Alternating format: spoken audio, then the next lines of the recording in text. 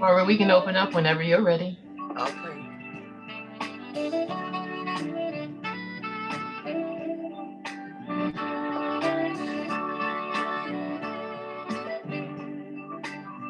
Or we can open up whenever you're ready.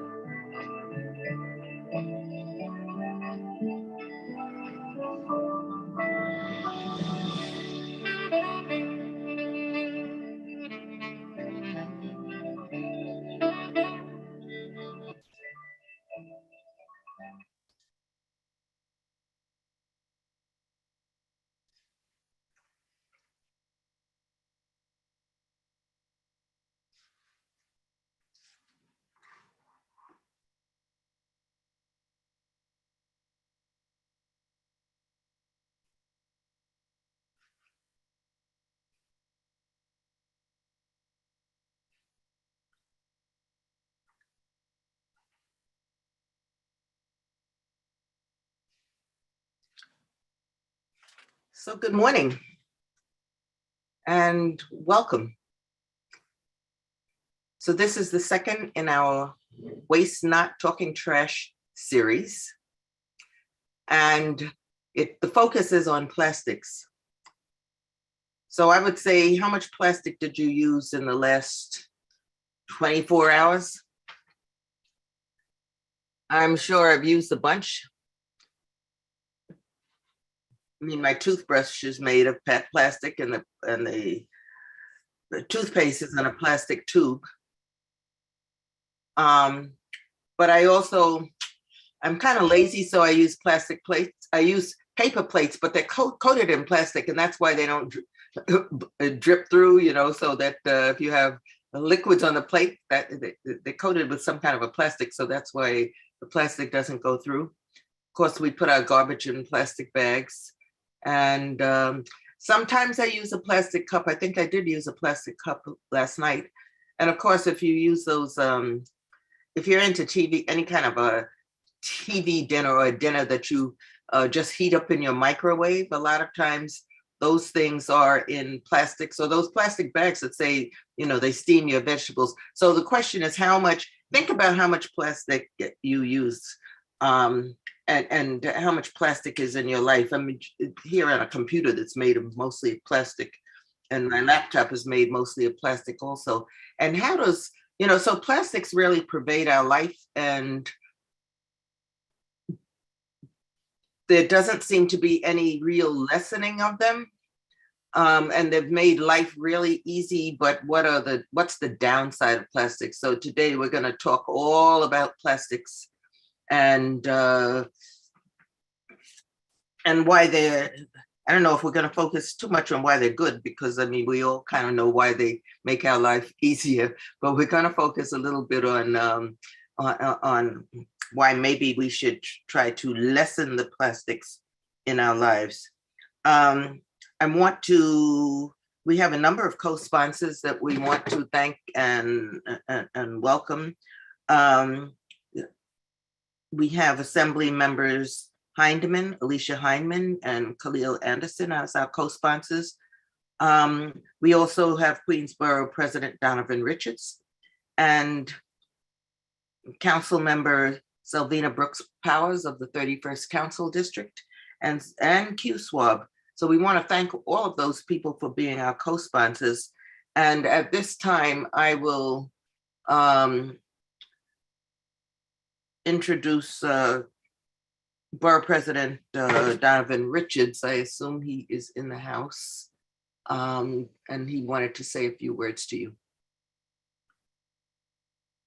Is the borough president in the house at this point in time? I don't see him in the participant list, and so. I don't see him either, Yes, but I've spoken with him this morning and I'll send him a text. I know he has the link. Right. So both the borough president and our city council member Brooks Powers will be joining us, and when they do, at an appropriate break in the program, we're going to give them a minute to just acknowledge and welcome. Okay. So We'll go to the video. we can go to the video. So thank you and sit back and enjoy. Thank you, Barbara. Michael, you can launch the video.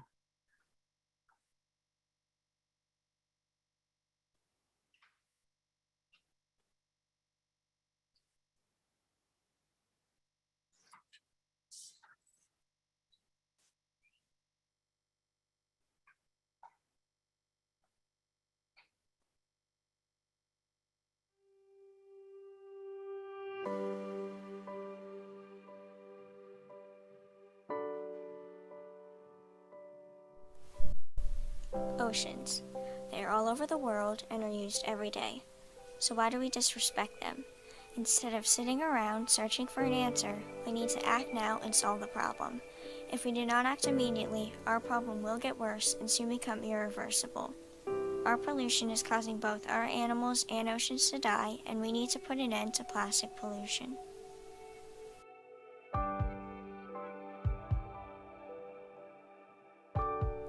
Pollution has become a big part of everyday life for people all over the world.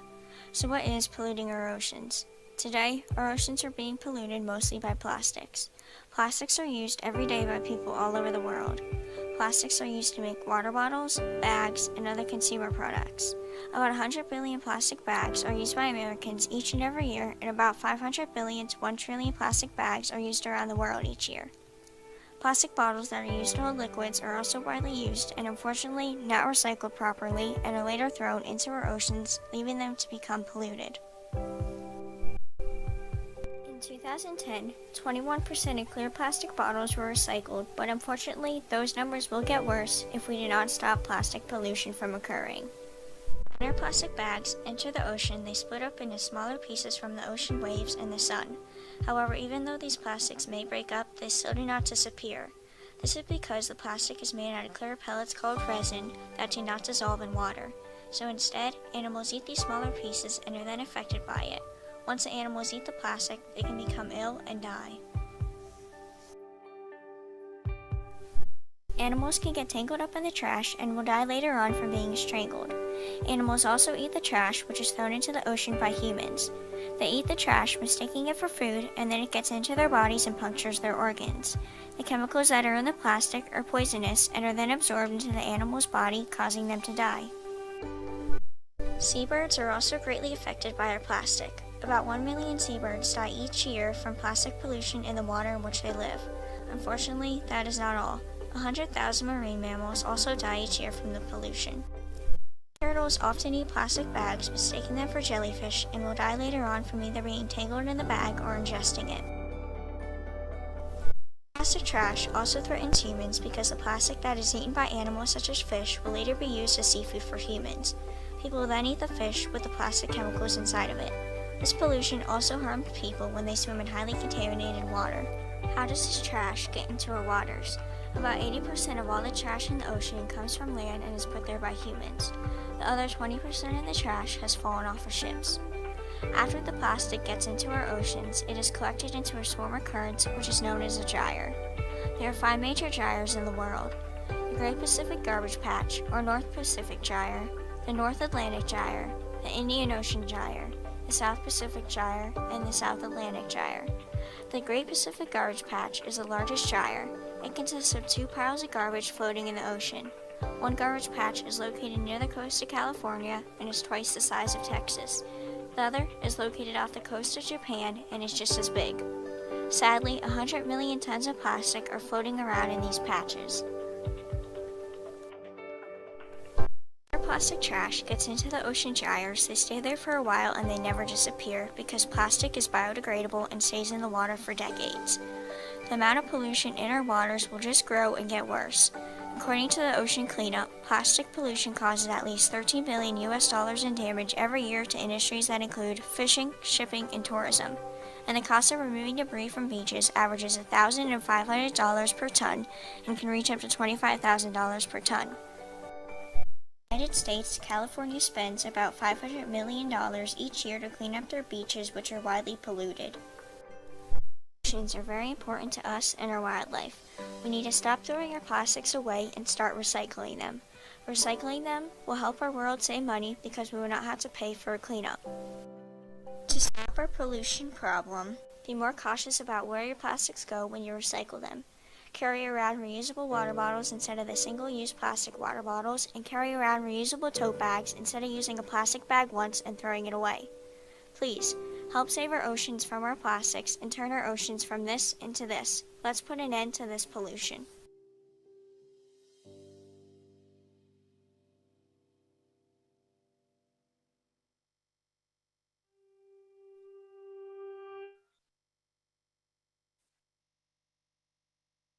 Okay, thank you so much.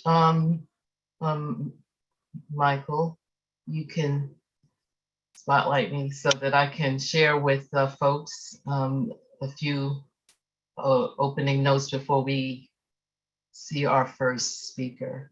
Thank you. Welcome everybody. So glad you could join today. My name is Gloria Boyce Charles from the Eastern Queens Alliance. That video I hope was enlightening for you, and you would be interested to know that it was developed by a middle schooler who was the winner of a 2015-2016 academic year student contest that was run by Bow Street, or BOWSEA, which is a nonprofit ocean awareness program. And so this young person did the research and coordinated the videotaping of and the script writing of this production. Today we're focusing in on plastic, and you will notice that our emphasis initially especially is on plastics and the proliferation of them in our oceans. And we do this in honor of the fact that March 22nd was annual World Water Day. It's a part of a UN initiative that's been going on since 1993, I believe. And it really highlights and reminds us of the fact that there are about 2 billion people in the world who do not have access to clean and safe water. And we are very fortunate, many of us in the United States, not to have those kinds of concerns, but they're very real for a lot of people in the world. And so one of the reasons and one of the problems is plastic and the proliferation of it in our oceans. So today we begin with an emphasis on that. And we have a couple of speakers who are going to address that. And also we'll end with a discussion of the impact of plastic to human beings. And that's very significant as well. And hopefully you'll walk away with a few things that you'll think about doing differently in your day-to-day life. And also some have an awareness of some of the legislation that's out there to deal with these important issues and think about ways that you can advocate for that. So that's our goal today. We're joined by, I want to point out that in the chat, there is a PDF of our program that introduces and gives you background on our speakers. But in the meantime, what I'd like to do is share my screen, and hopefully you can see what our agenda is for the day. So whenever they join us, we'll be able to hear a few remarks from the Honorable Donovan Richards Jr., who is our Queens Borough President and one of our co-sponsors, and also from the Honorable Sylvina Brooks Powers, who is our District 31 New York City Council member and Majority Whip. And we're going to have our first presentation from Ms. Cara Napolitano, who is the Outreach and Education Coordinator with the Sims Municipal Recycling Facility. She's going to talk about recycling plastics in New York City, which is very appropriate given the little video that we just saw, talking about the importance of how we dispose of plastics properly so that they can be recycled. Then we're going to hear from Dr. Jenna Jambeck, a distinguished professor and senior researcher out of the University of Georgia. She's going to talk about why plastics are so harmful to our oceans and why it matters. And finally, we'll hear from Dr. Leonardo Tresand. Those of you who are followers of the EQA know that we have invited him to speak with our community on numerous occasions, and he'll address the topic of how are plastics harmful to our health. And we'll just end with a few concluding remarks. So that's our agenda for the day, just making you aware that, you know, we've got a couple of other presentations coming up going forward. We hope to have that Waste Expo for you next month at the Idlewild Environmental Center site. That's certainly the goal. That would be an in-person not presentation, but experience where you could come out and learn more and do some hands-on stuff in that regard. And we're going to end up with a session on what is industrial waste and why is it an environmental justice issue, and that should take place in May. So we've got some other things coming up, and we hope you'll join us for them all. So without further ado, one of the things we like to do before we bring on each presenter is give you an opportunity to check your own knowledge about the topics that we're getting ready to discuss and kind of get you thinking about some of the things that we're getting ready to discuss. We do a little poll.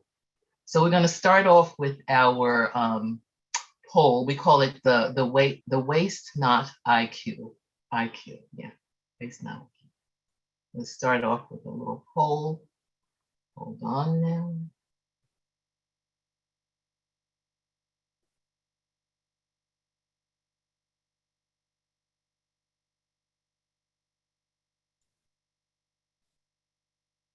All righty. In New York, can you all see this? In New York, curbside plastic, metal, glass, and paper recyclables from residents and schools are picked up by the New York Sanitation Department and, so what's your answer there? Taken directly to a barge to be shipped overseas, taken to a materials recovery facility to be sorted and processed, or taken directly to a landfill. And then the second question, which is an example of how items are generally treated in a circular economy? We generally use an item once and throw it away. We use an item multiple times, but discard it when it is no longer functional or attractive. Once we can no longer use an item, we send it to be repaired, recycled, or repurposed rather than discarded. Can everybody see the full questions and answers? Okay, so just register in. I'll give you a second or two.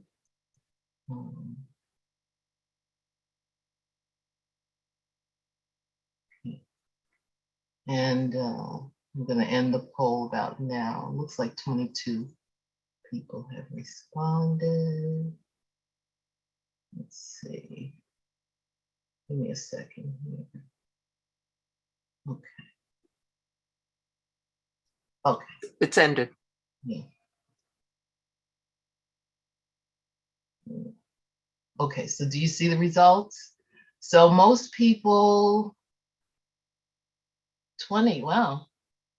That's good. 20 people got that right, taken to a materials recovery facility to be sorted and processed. And Ms. Cara Napolitano is going to talk with us more about that, which is an example of a circular economy. Let's see how we did here. 18 out of 22 people got that. Once we can no longer, a circular economy, once we can no longer use an item, we don't just throw it away. We see how we can repurpose it or repair it, so that we no longer have to be thinking about anything being waste, but something as being a resource for something else, right? So I'm going to stop sharing now, and I'm going to turn the floor over to our first presenter, Ms. Cara Napolitano, and she's going to be introduced, and the conversation will be facilitated by Mr. Charles Davis, who is the Sergeant at Arms from one of our affiliated EQA civic organizations, the Rosedale Civic Association. So I'm going to turn it over to Charles and Cara. Thank you. Thank you for your attention. Good morning, Cara. It's good to have you here. Good morning. Thanks for having me. And we appreciate your knowledge and wisdom on the subject we're about to go over it now. So we have about 10 minutes, and so we want to give you as much time to respond to the questions as possible. So I'm going to give you the first question. And also I want people to know that she's been doing this for 15 years. So she knows what she's doing, right? And she's one of the largest materials recovery facilities in New York, in the country, not the city, the country. So possibly in the world as well. Possibly in the world. So she's been busy. So that's that you show everybody can do something to help with the waste.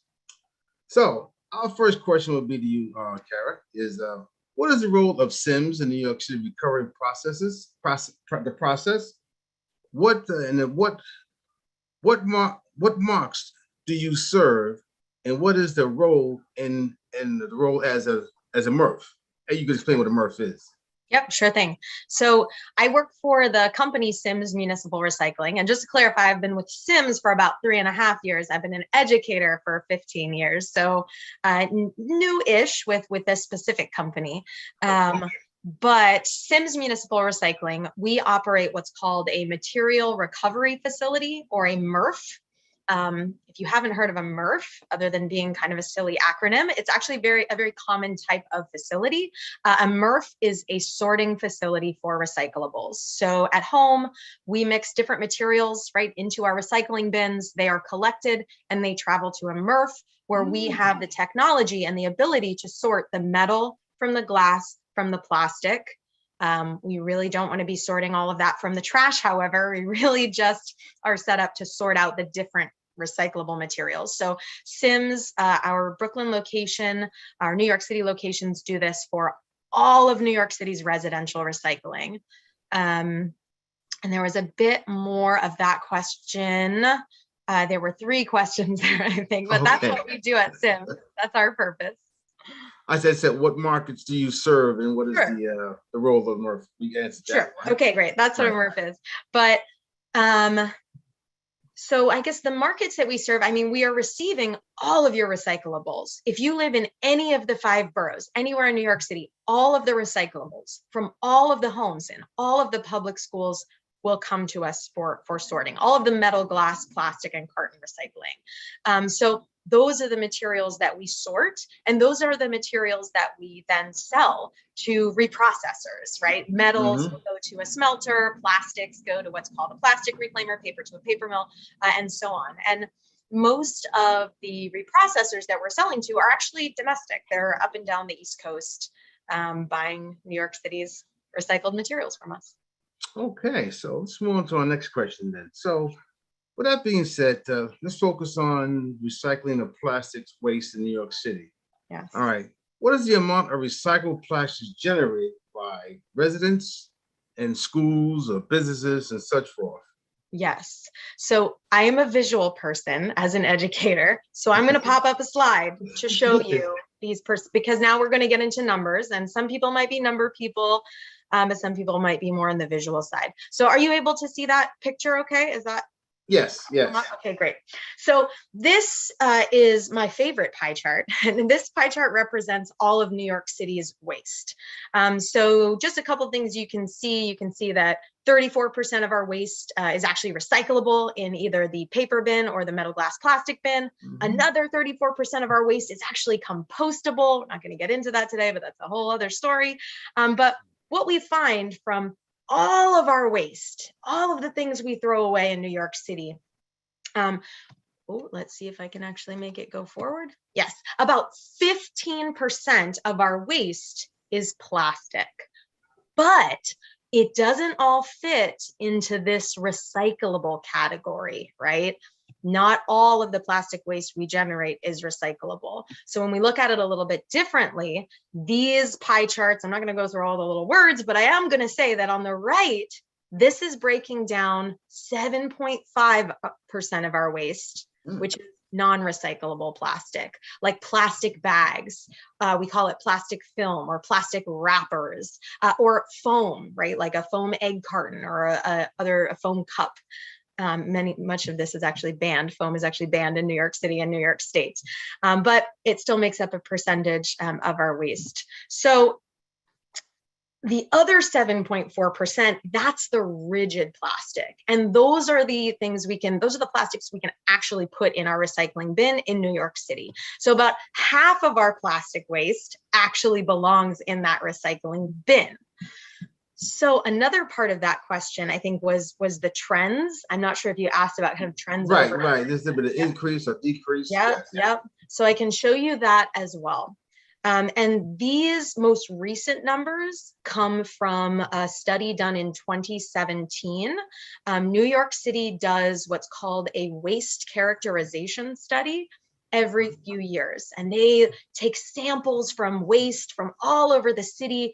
They organize it all. They weigh everything. They categorize it so that the city knows what are we throwing away? What is our waste looking like in New York City, and how are trends changing over time? So they know how much we're recycling correctly, how much we're recycling incorrectly, all of the things. So the last number that I'm going to throw up there is from 2017. It'll be interesting to see next year when the next one comes out, how it has changed again. But you can see the percentage of plastic in our waste has stayed pretty stagnant, interestingly enough, right? It stayed pretty similar since 2005. This like tiny little jump, if you can even, I don't even know if that could be considered significant, from 4.2 to 4.9%. So I'm very curious. In 2023, the next study should be coming out. So, I'm waiting with bated breath to see what the changes are. But another thing we can look at is something called the capture rate, right? So I've told you, when we look at all of our waste, what percentage of it is plastic. But now let's talk about what percentage of the recyclable plastic are we as New Yorkers actually putting into the correct recycling bin. And that's called capture rate. What percentage of a recyclable material is actually ending up in the correct bin and being captured for recycling? So let's look at those numbers over time. So it's split into two categories, right? Because even within the categories of recyclable plastic, there are more categories. You can really continue to break it down. So the poster children of recyclable plastic are going to be bottles, like water bottles or soda bottles, and jugs, like milk jugs, water jugs, detergent jugs.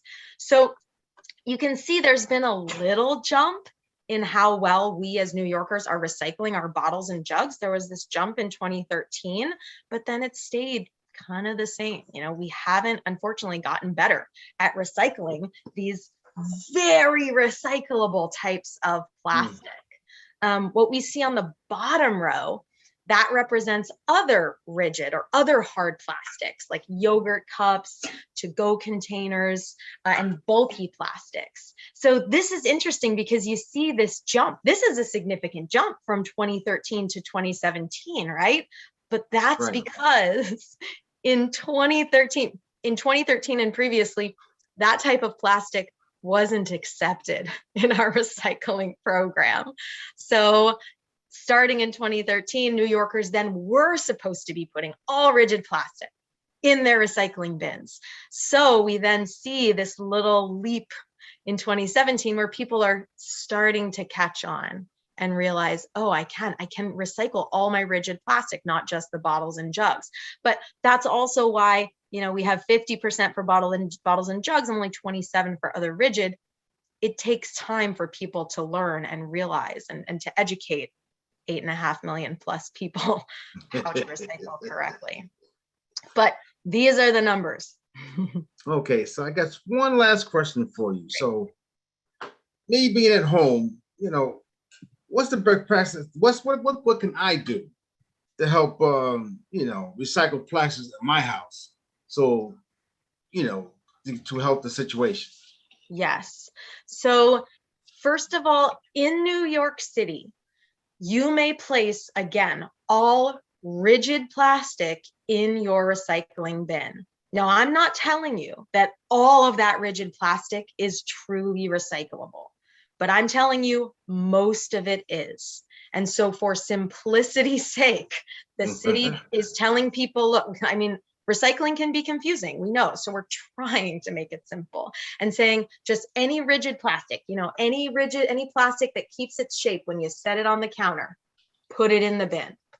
Any plastic, yep, exactly. Any plastic that doesn't keep its shape, you set it on the counter, it just kind of falls over, doesn't belong in the bin. So that's what you can do in New York City as far as recycling. If you live outside of New York City, you need to check your local guidelines, okay? Because recycling guidelines can be slightly different depending on where you are located. I can tell you wherever you are located, you can probably and almost definitely recycle bottles and jugs, and then include shampoo bottles, that includes colorful jugs like detergent bottles. Bottles and jugs tend to be a sure thing. But then going beyond recycling, just reduce and reuse. The other two R words are far more important and far more impactful. And look, I'm a recycling educator. I want you to recycle right, but I'll be the first one to tell you that's not enough. We need to incorporate the other two R words of reduction and reuse. And I just encourage you, if you're feeling like you need to cut out plastics from your lives, if you're feeling you want to try that, it's a rough journey, but I support you trying whatever feels right for you. Just be careful. We don't want to replace one single-use item with another single-use item. That won't work. You need to replace a single-use item with a reusable item, and then commit to reusing that reusable item for a long time. That is when we really see an impact in reuse. Don't buy 10 reusable water bottles or 10 shopping bags. Like you buy a couple and use them for a long time. Okay, I think I can do that. Great. So I understand that you have a virtual tour of the SIM facility that you'd like to show us? Yes, I'm going to take you all on a quick tour through our facility out in Sunset Park, Brooklyn. So again, I've popped up a slide. Are you able to see the slides okay? Yes. Yes, great, wonderful. So this is us. This is Sims Municipal Recycling. We are located on an 11-acre pier right on the waterfront in Sunset Park, Brooklyn. You can see our very large facility. You can see we have solar panels. We have a wind turbine. It's a really lovely place to visit, and I'm hoping to start in-person tours again in the summer or fall. So if you can make it out, do come visit. It's pretty neat. We have a great visitor center. So again, we are a material recovery facility, and we sort 100% of New York City's residential, meaning coming from all homes and all public schools, metal, glass, and plastic recycling. And that ends up being about 1,000 tons of materials a day, which I'll tell you, that's a lot. As far as MRFs go, as far as facilities like ours go, 1,000 tons a day is a very, very large tonnage. And that is really what makes us the largest MRF in the country, if not in the world. So let's see if I can make it go forward. Yay. Wow. All right, so because I have all of your attention, I have to briefly go through this, right? First, I want to tell you what goes in the bins so that I can show you what happens to it after you put it in the bin.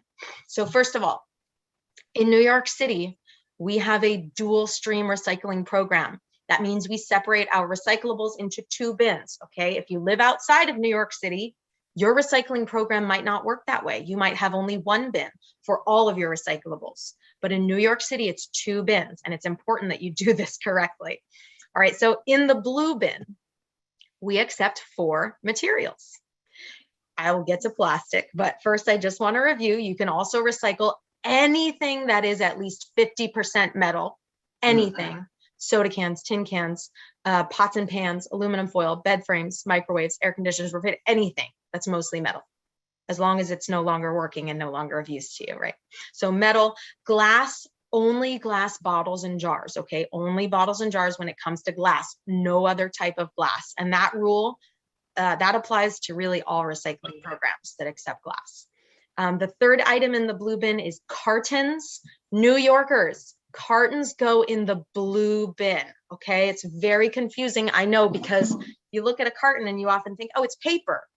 But cartons are actually cardboard boxes coated in the thing we're talking about today, plastic. It has a layer of plastic on the inside and the outside to keep the milk from seeping through, right? You need that layer. So because of that plastic, we put cartons in the blue bin with other plastic items. So the last material that belongs in that blue bin, rigid plastic.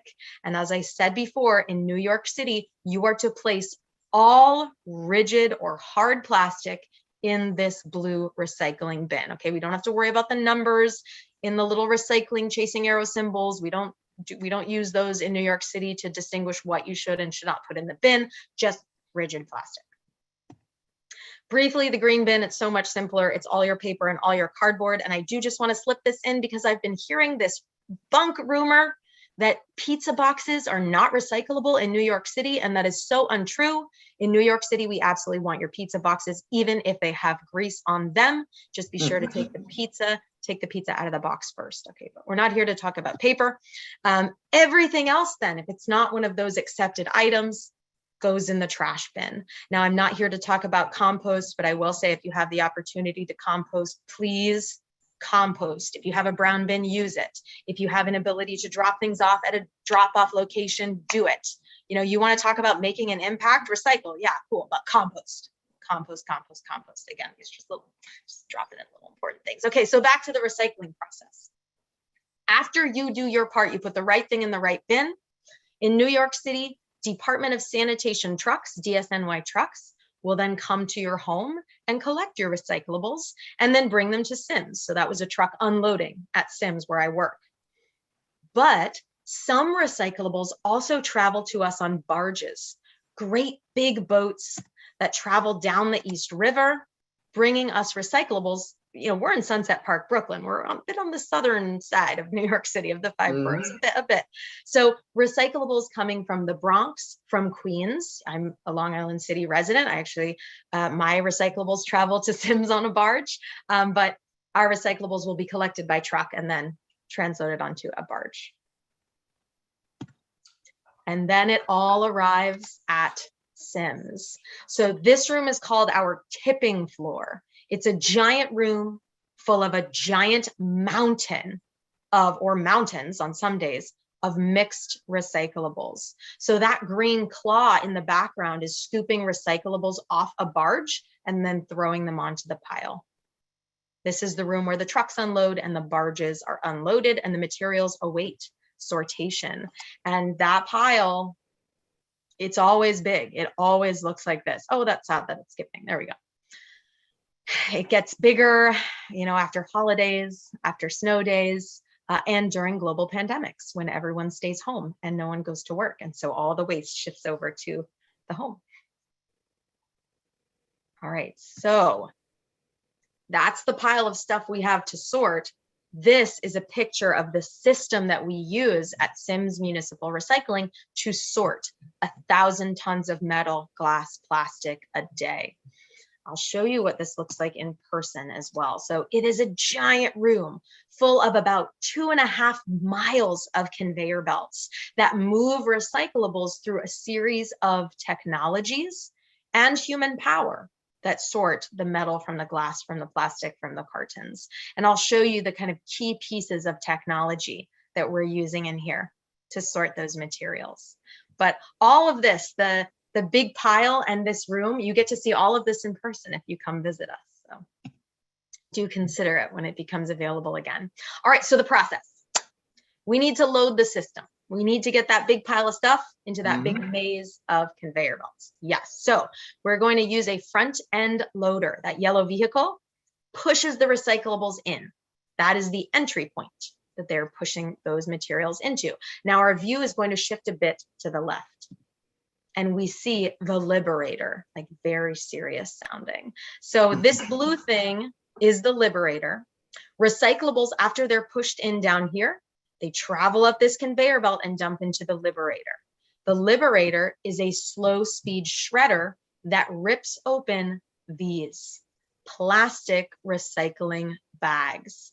Now, New York City is a bit unique in that we handle collections. We collect recyclables and trash, but recyclables is what I deal with at Sims. We collect them in clear plastic bags. You know, if you live outside of New York City, you might be saying, oh my gosh, I'm not supposed to put my recyclables out in plastic bags. I know you're probably not, but in New York City, we don't have room for dumpsters or bins at the moment. Some people are working on that, but we don't have room for bins large enough to set materials out in for collection. So we use bags. So our Liberator at Sims, it just rips those bags open. We're going to kind of zoom in. We can't see the Liberator because it's inside here, but you can see materials falling out the bottom. So the shredder, it really just rips open the bags, and then the pieces of bags and the contents all fall onto that bottom conveyor belt, and it all heads into the system for sorting. So quickly, I'll show you how we sort. The first material we remove is glass. I know we're not talking about glass, but it is a significant part of the waste stream. So these metal rods spin and everything rolls over it. You can see this is at the beginning of the process. So they're all a mix of materials in here. The spinning metal rods, they're really meant to break the glass, right? The glass bounces over, breaks into small pieces, falls through. There's another conveyor belt below that catches the glass and carries it away. A struggle or a challenge with these disc screens is that things like those plastic recycling bags or all of the other plastic bags that no one should be putting in their recycling bin, but they still do, they get tangled up in these disc screens and in some other parts of our facility. But this is a big one where tangling can happen. So please don't put plastic bags in your recycling bin. Thank you very much. So the glass is gone. Then metal, super simple. We have a giant spinning magnet and then an opposite magnet called an eddy current that ejects non-magnetic metal. That's how we're pulling out the metals. And then for plastics and cartons, we use what's called an optical scanner. So optical scanners, you can think of them like very smart cameras. Materials fly by on the conveyor belt and they pass under. You can see this line of light right here. That's the scanner, that's the camera. It is using near infrared light to identify the chemical makeup of the materials that pass by. So it can tell, oh, that's this type of plastic, or that's that type of plastic, or that's a carton, or what have you. We can program it to look for different types of plastics. So then when it finds what it's looking for, it turns on an air jet at the end of the conveyor belt. So just a little example, the camera finds what it wants and then pew, pew, pew, pew. That right shoots it up and over a barrier. And we have 16 of these at our facility. So we are really able to we're able to sort multiple materials and multiple types of plastic. I think we can see it in slow-mo as well, which is kind of fun. So this line of light is the scanner. This is looking for colorful plastic. So that white thing's going to go up. That green thing kind of looks like they get sucked up Everything else just goes out and falls down. All right, now all that technology is pretty great, but it is not perfect. So at our facility, the last step will be humans doing a final sort. This heroic human is working on the colorful plastic line. This type of plastic is called HDPE. And we call it HDPE color because it's dyed a color. Our baler then compresses the sorted recyclables into bales.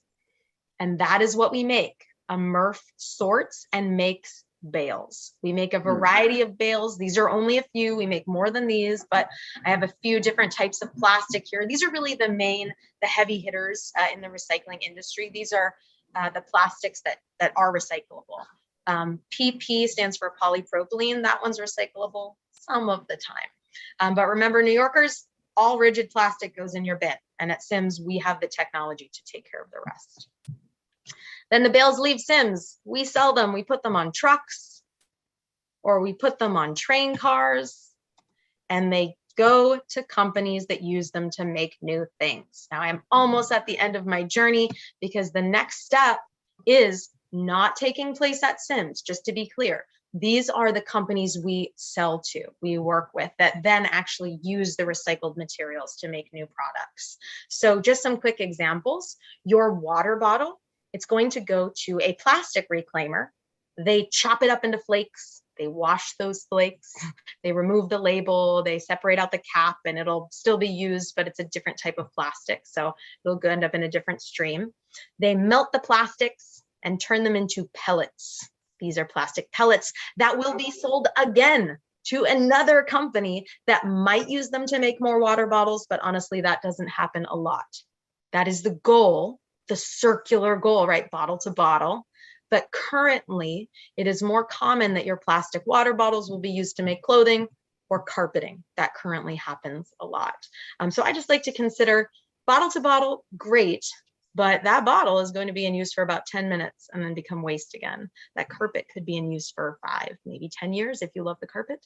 So you would need to really do a more in-depth comparison to decide which is better. Not a lot of places to recycle carpets at the moment, however, so many factors to consider. Colorful plastic, similar process, but there isn't currently a way to remove color from plastic when recycling it into something new. So often they end up getting mixed together. And in New York City, our detergent jugs are often purchased by companies that use them to make these big black drainage pipes. Milk jugs similar process. So I'm sort of skipping the process on these, but they can become a number of products, from bulky products like containers to more shampoo bottles or cleaning containers, or even toys in some cases. And then your yogurt cups, that plastic is called polypropylene. It can be used for car parts, like a dashboard on a car, or even very dense furniture or containers and crates. And that's recycling. But after I talk to people about recycling for any moment of time, I just like to remind you that reducing and reusing more impactful. So please try to do those 2 things first. And as a last resort, recycle and recycle right. And that's what I have to tell you. And there's my contact info and our website if you want to look up when we're offering in-person tours again. Well, that was informative. Great. I tried to go, had less time, so I tried to move. I think you got it in. Great. Okay, Gloria. So we're going to turn it back to you so we can move on. But Okay. Listen, reduce and reuse. Reduce and reuse. Just get it in. Okay, thank you so much. Do we have any questions for Kara? Because we can take a few questions, and then we want to just introduce you to a few of our electeds who've joined us today. Any questions? Okay. Gloria, I see in the chat, they asked if the slides were available. I can send over a PDF. Yep, absolutely. I'll share that with Eastern Queens Alliance. I have a question. This is Faye Hill. I have a question. Sometimes the sanitation people come by and they throw everything inside the their trucks. You know, sometimes, you know, I don't know if it's laziness, they put the recycle as well as the regular garbage. How is that being divided? Is it possible? So if you see that happening, if you see a truck collecting garbage, the black bags along with recyclables, please report it to 311. That should not be happening. And honestly, that's really frowned upon within DSNY. They very well know that that is not helping anyone and should not be done. But what you might see is paper recycling seeming to go into the same truck as metal, glass, plastic recycling. And that is actually okay because recycling trucks, most of the collection trucks in New York City, that collect recyclables have 2 containers. They're called split body trucks. One side for paper, one side for metal, glass, plastic cartons. But if you do see someone mixing recyclables with trash, please do report it. Okay, if I can catch them, but I've seen it happen a lot of times. Then if you see it in a certain location, report the location and they'll be able to track which truck was on that route. Okay, thanks a lot. Sure thing. Good, great presentation. My pleasure. I do see a couple of questions in the chat Yeah. as well that I'm happy to get to if you'd like. Yeah, go ahead, take them. Should caps be left on bottles or put in Yes. pins loose? Okay, so with caps, I have a rhyme for you that someone named Ben from Reusable Solutions came up with. So for caps, if it's the same, it should remain. So plastic cap stays with plastic bottle. If it's the same, it should remain. If it's not, pop the top. So like in the case of a glass jar with a metal lid, remove the top and then recycle. And then will you ever add plastic film recycling? Honestly, I don't see that happening soon. It's tricky, you know, plastic film, plastic bags, it's really difficult to sort this stuff. It's flimsy, it's tangly, it's kind of delicate. It tangles up with other materials and can be hard to efficiently, effectively separate it from other materials. So right now, if you want to recycle something like this, it's not the best solution. You have to take it to participating stores, like Target will do it, Stop and Shop might do it. You can go to actually to plasticfilmrecycling.org. I'll pop that into the chat and look up locations, but it's tough. It's not the most convenient. Okay, we'll take one more. Does the city earn a profit from the materials sold to reprocessing companies? That's a good question. Yes. So they can. The challenge with recycling is that it is an incredibly volatile market. You know, the value of these materials can go up and down, and the operation costs that we have to pay at recycling facilities, they just stay. Our fees don't change, but the value of what we're selling can dramatically change. But when markets are good, and SIMS makes enough to cover operations and then crosses a certain threshold of sales, then we do revenue share with the city. And that does happen. That can change from month to month, but it happens often. Thank you. I'm going to say thank you so much, Cara Napolitano, for that really informative Gloria? presentation. Yeah. Yes? Yeah, there are 2 hands in the chat. Mine is 1 and Crystal Brown. And I'll go ahead and I'll type answers in the chat also to questions in the chat that we don't get to. I'll write back to people. The hands up? There Okay. are 2 hands, yeah. All right. I had a question and Crystal Brown, I see her hand is up. You If took you questions. So if you separate the recyclables in your home, is it okay to put them in the same container that you put out in the street? What do you mean? Like So if you put your papers in one bag and your plastics in another, is it okay to put them in the same receptacle that goes out? you do want to keep paper and cardboard separate from metal, glass, plastic, and cartons. That's a New York City thing. If you put them in the same bin, it's a chance that they could end up in the wrong place. So that's one reason that we use bags often in New York City. It's your paper in one bag, metal, glass, plastic in another bag, clear bag.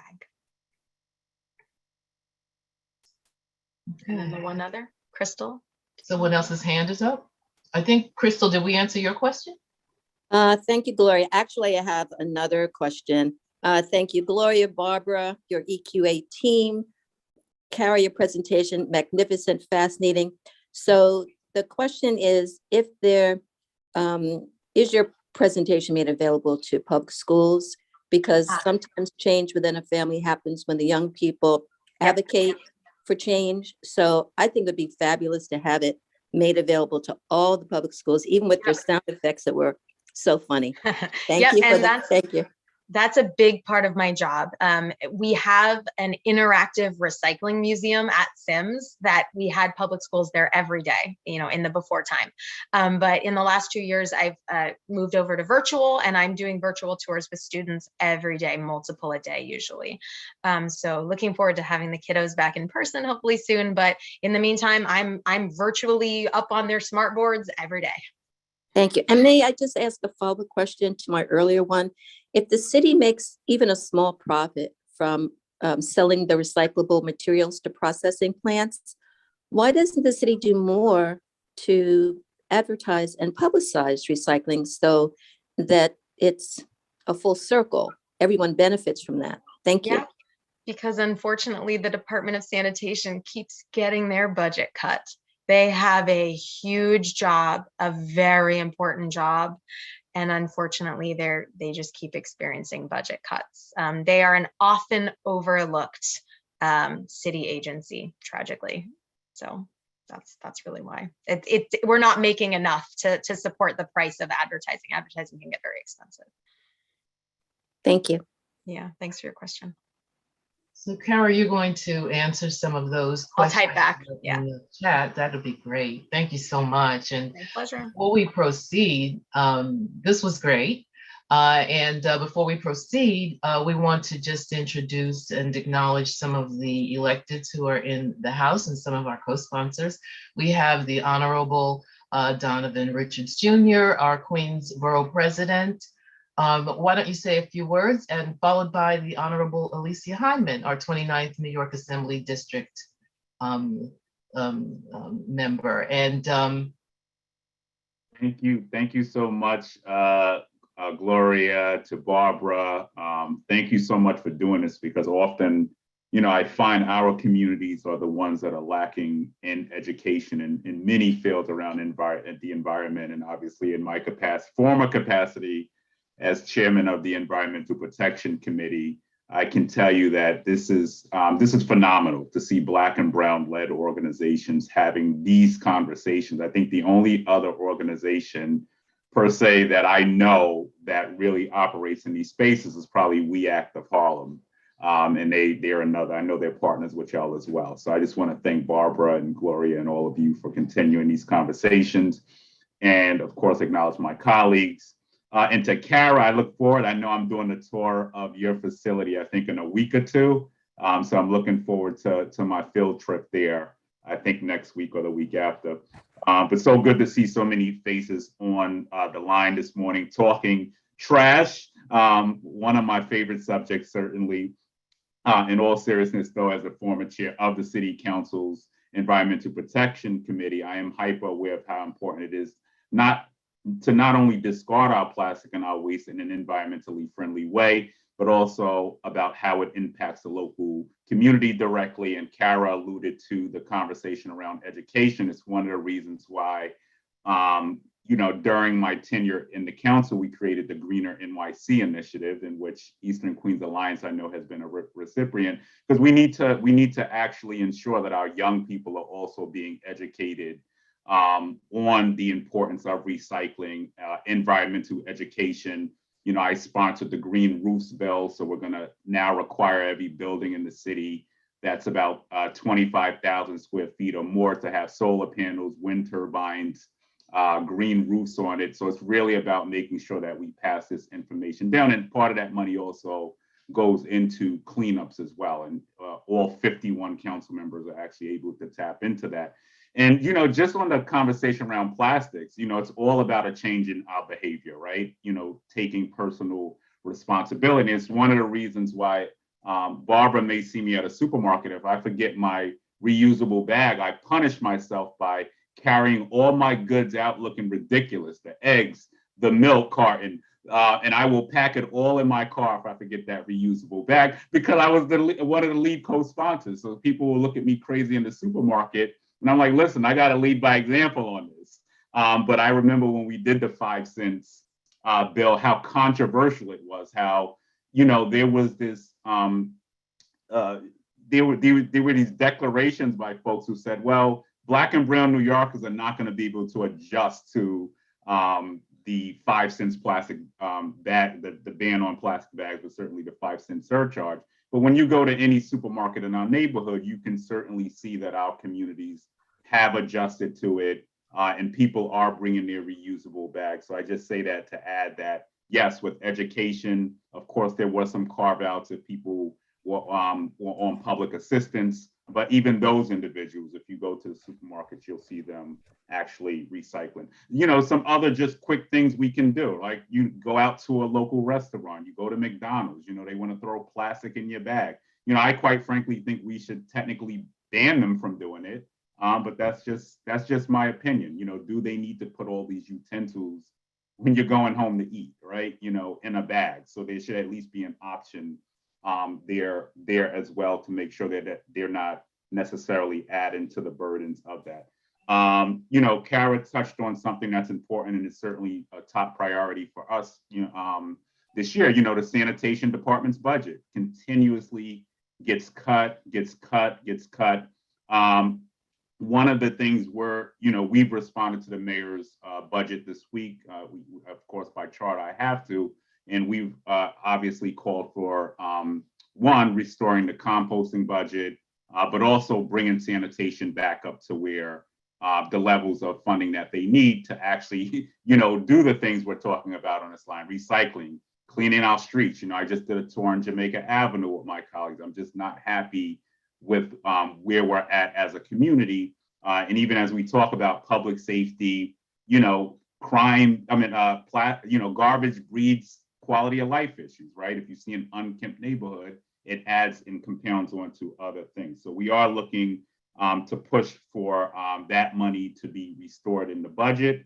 And once again, just wanted to add those things and say thank you for continuing this conversation.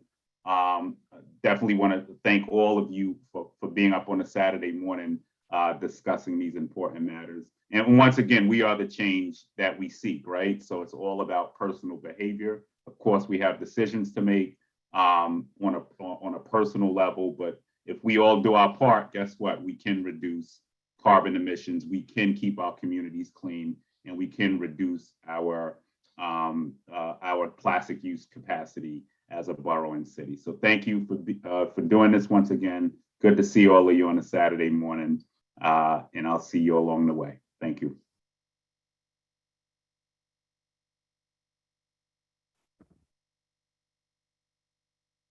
Gloria, I think you're muted. Hi, sorry.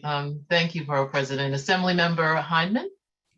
Thank you very much, Gloria, and thank you to Eastern Queens Alliance for constantly being the voice of reason when it comes to waste. Excuse me, as if you hear the lawnmowers going on in the background. So very quickly, I would just want to remind everyone that on the state level, we passed banning the plastic bag across the state. And the difference is, I will tell you, having visited Covanta in Garden City, Long Island, and Sims, and seeing what people do with waste was and is a true eye-opener. In my house, we don't buy bottles of water. We use a filter system so that we can cut down on our waste personally. And I think it's important to also underscore that in your November ballot, there will be the Bond Act.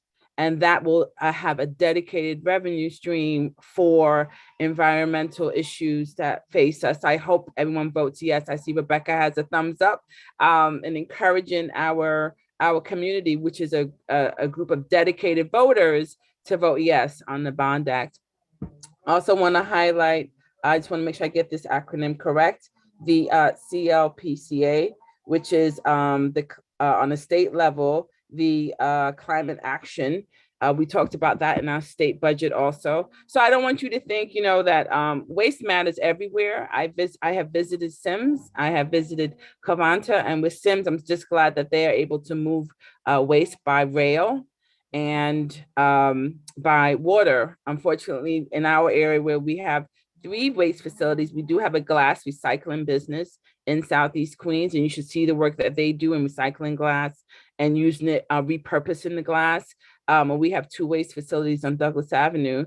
And one of the things that I'm hoping we could do is also move waste by rail to get rid of the diesel trucks, of the tonnage that happens on our streets that comes right here in Southeast Queens. And I'd also like to underscore a bill that I have introduced. I'm gonna ask Philip is on, my legislative director, to put the bill number in the chat so you can read it, which is an act to amend the environmental conservation law in recycling plastic. Kara did such a great job of talking about all the plastic that's recycled, but not all about, what about all the plastic that does not get recycled? Where does that plastic go? It goes to our landfills and it's burned in incinerators. This bill recycles plastic and for another use. So I have some examples that I have here. This is not recyclable, but it goes in our waste. And where does it go? Into our facilities. And not everything that you have at home that's plastic can be recycled in its current form. If we look at states like Philadelphia, Pennsylvania and Virginia, and what they're doing for a sustainable future, I would really like everyone to think about how we use plastic and what happens to it. And this method reuses that plastic. It recycles it into another form that we can use the bottles. And, I think about all of the beauty products I buy at home, the gel products, making sure that we can use them to create these sustainable PBA-free plastics. I think it's really important that, like someone said, our children really educate us sometimes on what we're doing to the planet. And hopefully with this bill, if passed in this legislative session, will allow the recycling of plastic for those that are not going into facilities like Sims that's able to recycle plastic. But in the state of New York, trying to make sure that our landfills and incinerators that do plastic does not break down. As the video of that young woman that you showed, it ends up in our oceans. And then that is really, I think, scary, is that it can outlive us and contaminate our environment. So we have to find ways to recycle plastic that's not able to be sold via Sims. So the information is in the chat. Barbara, thank you for your leadership. Gloria, thank you for allowing me this time. And I'm also the chair of solid waste in the state of New York. The subcommittee chair, it's the subcommittee. But it has allowed me to really open my eyes and really educate our community on how important making sure our future is better for our children and how we utilize waste. Thank you very much. Thank you, Assembly Member. Very interesting and helpful information about legislation that we can be advocating for. And we need to really, get a fact sheet out to everybody and keep this front and center in your minds so that, we can all help to make, to remedy the situation. Do we have any other electeds in the House at this point in time? Okay, so I'd like to now introduce Mr. Mortimer Lawrence, and he is on the staff of one of our co-sponsors, City Council member Sylvina Brooks Powers. So he's going to introduce our next speaker, Dr. Jenna Jambeck. Mac? Yes, hello everybody. My name is Mortimer Lawrence, but I go by Mac Lawrence. I am a Southeast Queens native, local environmentalist, constituent affairs manager for Councilwoman Sylvina Brooks Powers, Majority Whip, and also a Queens Solid Waste Advisory Board member. It is my honor to, be here today and speak about an important issue that, is really dear to the heart, but also dear to our health and our environment for our future. Do you want to start off with the poll first, Gloria? And then we can do the poll. I'll put it up. Great. Okay, hold on now. Give me a second. All right. Let's see, poll 2.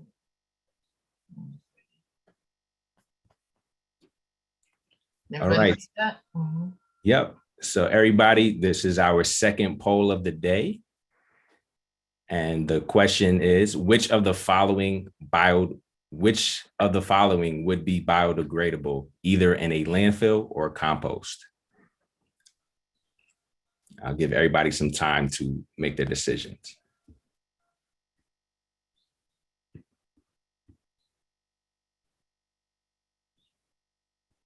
And then our second question is, what do you think about the following statement? The equivalent of one garbage truck of plastic is dumped into the sea every minute. That's 17.6 billion pounds every year.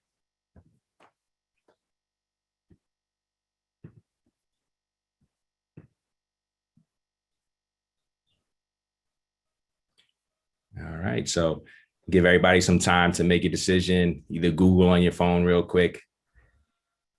And then once we have our results, we'll go on to our next speaker.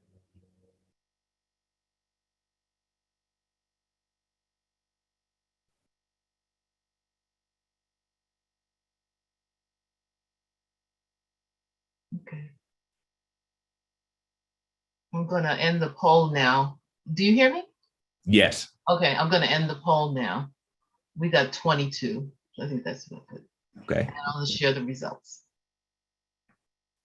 All right. So if you picked C, a corn cob, you were definitely correct.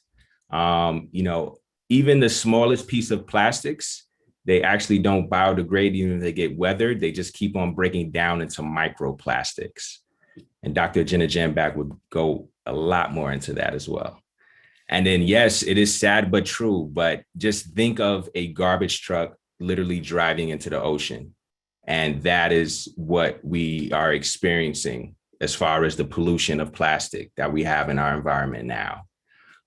So it is with a great honor to introduce Dr. Jenna Jambak, a distinguished professor from the University of Georgia and an environmental engineer. And I will let Dr. Jenna Jambak be able to, show you her presentation for the day. Thanks, Mac. It's really an honor and a pleasure to be here with you. This community is so engaged and already very knowledgeable on this, and it's actually amazing to follow Kara as well, because that was an incredible presentation. So anyway, I am going to pull up slides. I promise this won't be death by PowerPoint, but I have lots of pictures to share with you. So take you on a little journey. And I think in this case, we want to know, how are plastics ending up in our environment? What kind of impact are they having? And I can't just be doom and gloom with my presentation. So I do talk a little bit about, what we're all doing, which you all are engaged and doing a lot already. And then, what else we can do individually. Just really quickly, this conversation has reminded me even again why I have this slide. There's so many people around the world working on this issue. I've had the pleasure and honor of meeting many of them. And oftentimes the people dealing with our waste remain the most unrecognized, under-resourced. So just even the conversation about the Department of Sanitation having its budget cut, we all want our environment clean and our waste to, sort of magically go away. There is no way. But oftentimes, again, as I said, sort of underfunded, under-recognized situation. So I just like to take a moment, acknowledge people I've worked with, people I've met around the world, and everybody working to manage our waste and keep plastic out of our environment. I am going to give you some numbers, and I think this will be you got the New York picture with Kara, which was, I think, really important, but trying to sort of understand what's happening around the world. And I think Barbara did a great introduction, thinking about how much plastic you've used. Oftentimes I do this in my course. How much plastic have you even just touched in 24 hours? I have students measure that. And so in many ways, we can't imagine our life without it, but it wasn't that long ago that there was only 2 million metric tons of plastic produced in a year, 1950. And yet now we have a cumulative 8.3 billion metric tons that's been produced. an impossible number to imagine. And even if we, convert that into 80 million blue whales, we can't imagine it. And so, because a lot of it is this material that we're using quickly and putting into the waste streams, 40% about is for packaging. That meant that by 2015, 6.3 billion metric tons had become waste. And now all of the reasons that we're using this material, it's so useful, right? It's, as we said, in our electronics, in medicine, in a lot of this packaging, and Kara did a great job of talking about, what can be done with that material. You can extract colors, right? Because it can be any color of the rainbow. It can be rigid, soft, the film materials. So that's actually what makes it challenging to recycle. But, Sims is doing an incredible job, but that variety, which is its usefulness. So globally, as of 2015, we had only recycled 9% of that. So we can ramp that up even more. And of course, that varies individually. About 12% had been incinerated, and then 79% was either ending up in landfills or open environment. And so that leads to the research, that number that you heard, that dump truck of plastic or garbage truck of plastic entering the ocean every minute was research that we conducted and published in 2015. And that was looking at the quantity of plastic waste produced around the world, and then that was mismanaged near a coastline and then estimated to end up in the ocean. And so that's 8 million metric tons, or that 17 billion pounds that you heard as well. And so how does, if we mismanage the plastic on land, if it ends up in our environment, how does it get into our waterways? Well, it can be washed or blown directly into the ocean. It can also be washed or blown into our rivers, which we now know are sort of these conduits, but they're not direct pipelines. A lot of plastic gets hung up within the river systems themselves, estuary environments, and again, on land. I mean, I've visited places in the Middle East, deserts. There's plastic there, and animals, our terrestrial animals are also interacting with them there. Our camels, are the cows in India. Those situations exist as well. We know that, I'm going to talk a little bit more about microplastic, but I'll quickly touch on, fibers that are in our environment are often airborne. We now know that when the waves break onto the shore, there's plastic in the air around that. It gets aerosolized. So we've got this atmospheric transport of plastic as well. They've done air sampling. We found plastic at the very top. Some colleagues of mine with National Geographic, in the very top of Mount Everest, they sampled on an expedition and found microplastic, and then to the very depths of our ocean in the Mariana Trench. And so it's basically wherever we look, we're finding it. And really, for the most part, it's likely washing off and being put in from the land. But we also do have some marine and inputs from fishing activities as well. And so then, in that environment, sort of what's happening, and it's a dynamic system for sure. So you can have plastic enter the ocean, break down into smaller particles, and then be deposited back onto beaches. One really significant experience I had was before I crossed the ocean in this very small sailboat to look at plastic pollution. We were standing on an island before we left, and I was looking down at the waves washing up onto shore, and every wave just had a confetti full of plastic, just like you see here. And that was a deposition site, because you have these really large currents within the ocean and those gyres. And so actually the middle school video that we saw explained it very well. And so if you have land interrupting those, the plastic washes up onto shore there, it's deposited. So there may not be any people there even, but there will be plastic there. We know that plastic has been found in sea ice. If it's more dense than seawater, it will sink. Sometimes you also have microbial growth onto the plastic, which will change its density, and it will sink also to the bottom. that microbial growth, interestingly enough, actually makes sea life and oftentimes birds smell like food, or the plastic smells like food, and so they will consume more of it thinking that it's food. So we know that plastic is ending up in biota, so in the animals themselves. Some of it's sort of suspended in the water column, and then some of it gets buried in sediment. So there's all these different places that it can end up. And so this is an illustration put together by National Geographic in 2018, and it combines the research of our work on land inputs as well as some of these riverine input data, and then the samples that have been taken in the open ocean. And looking at this, you realize the ocean is 70% of our planet. And so, there's been a lot of samples taken. But what we see floating on top is really only 3%, definitely less than 5% of what we estimate of going in every year.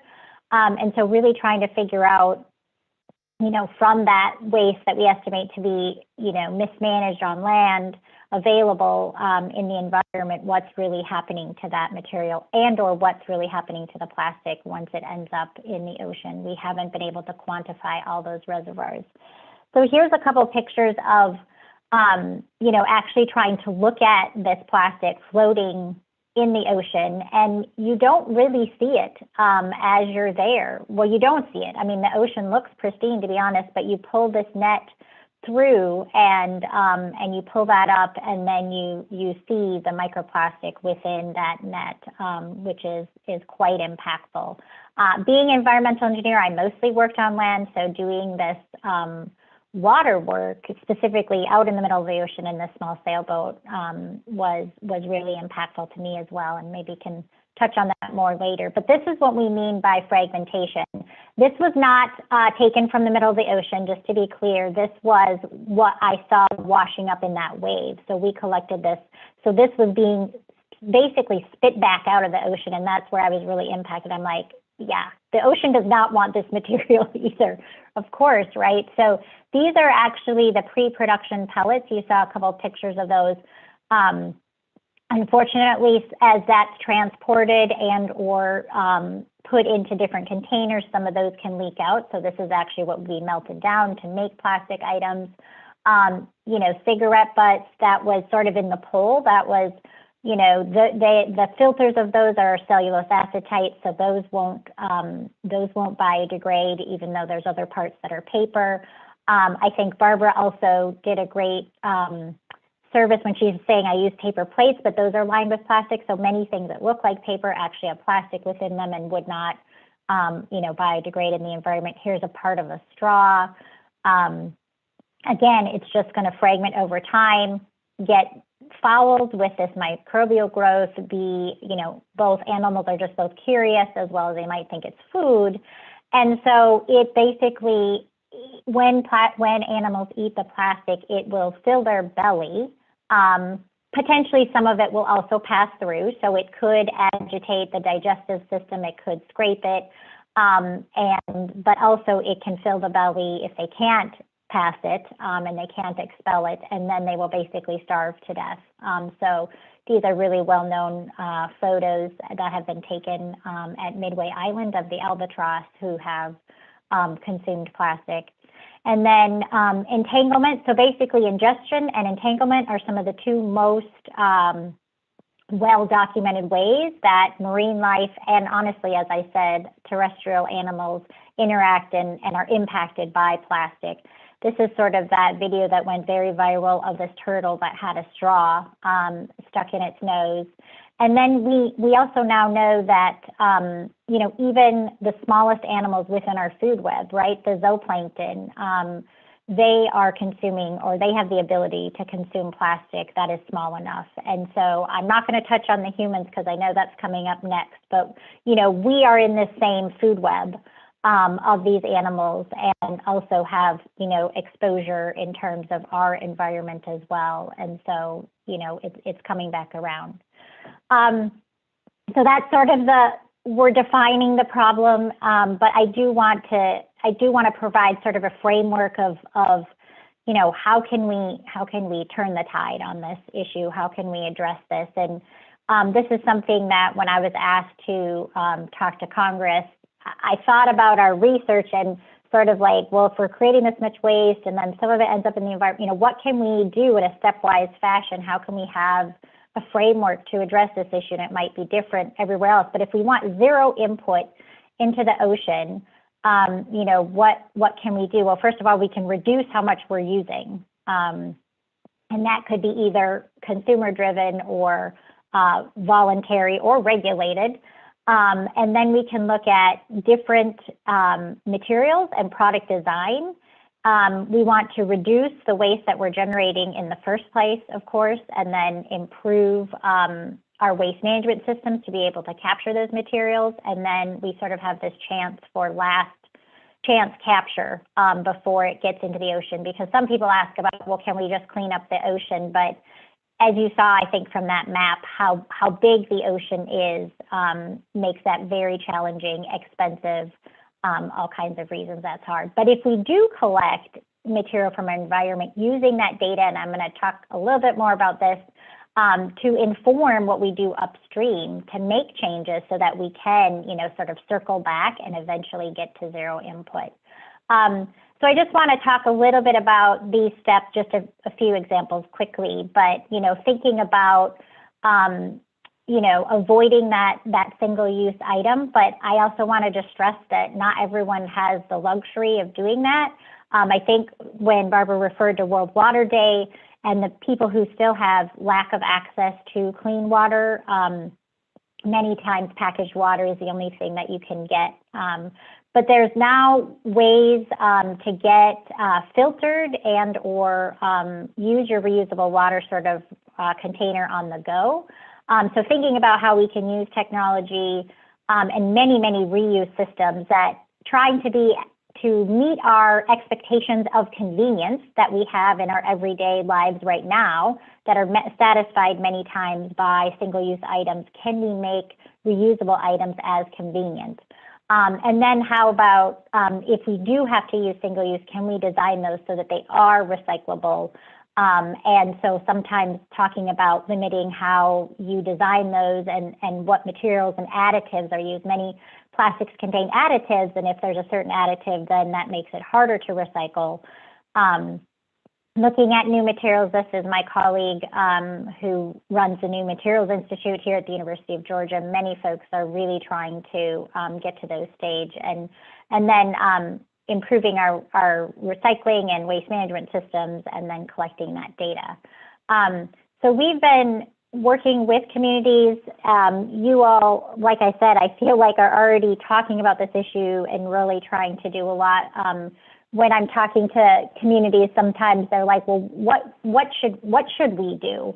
And so working with them to collect data in their community, having another, this circularity assessment protocol that we work with them on. It's not just about like what's ending up on the ground, which is a leakage component, but if you think about what we all use every day, that is a part of the system that we live in, right? What do we have at the store to purchase?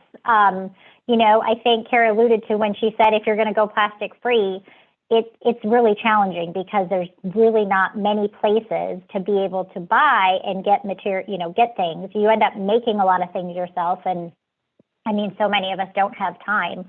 And so it can be challenging. So we're trying to work with communities on that. And we really believe that this data is, well, it's co-owned by communities or owned by them.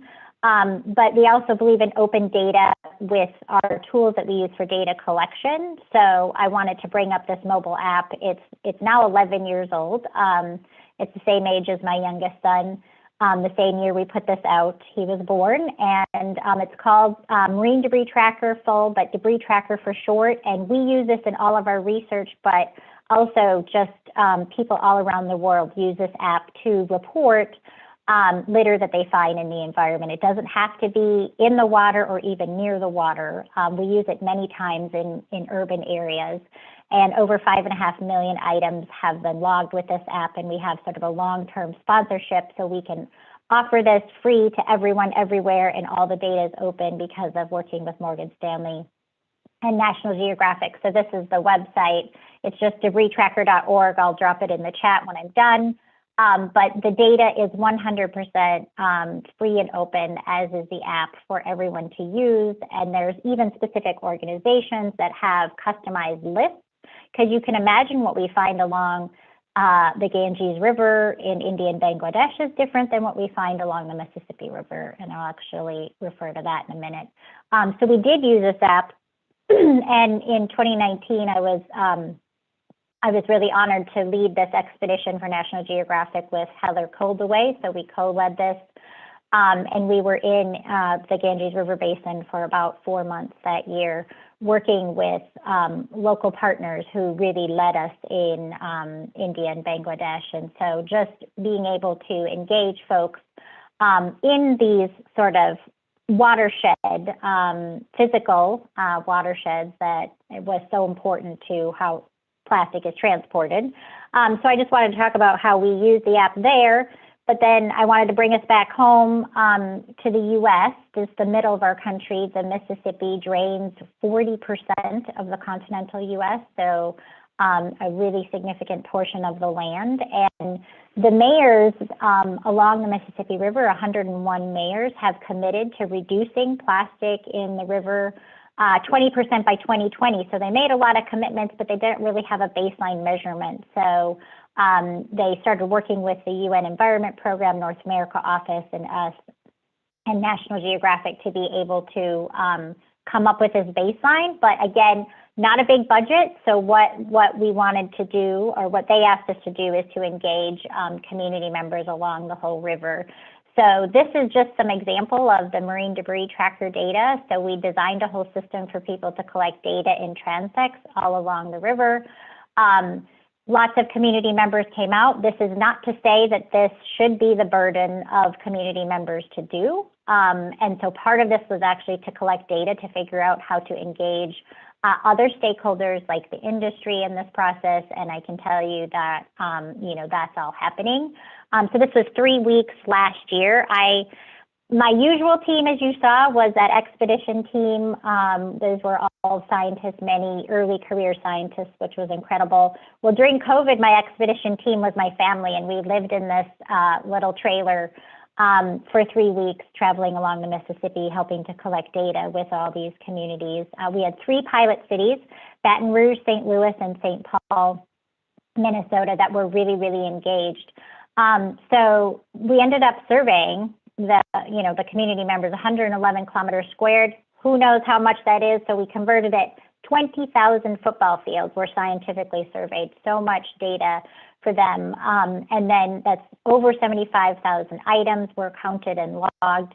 And then they removed about a grizzly bear of plastic within that component. And even more than that, because cleanups were conducted as well. But this was just what was scientifically surveyed and then removed.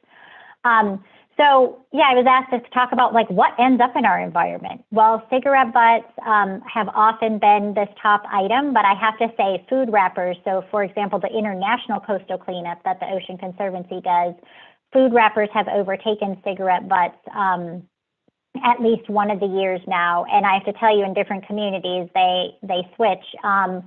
And so anyway, but cigarette butts for the whole entire basin were number 1, followed by food wrappers. And I think what is very different about, for example, what I find, or what we have found in the U.S. and along the Mississippi as compared with the Ganges River Basin, is that things that are recyclable and valuable in that recycle stream are still ending up in our environment, like plastic beverage bottles and aluminum cans. That really doesn't happen in other countries like India and Bangladesh, because they have this informal waste sector. And if anything is of value, it is collected and recycled. So, and that sector is problematic for reasons in that those folks are not sort of recognized and they don't have good working conditions, but that recycling is happening. And so we're doing a different kind of work there, trying to improve their system. But also fragments. So again, it's fragmenting right away in the environment. We see plastic bags, they blow out of systems.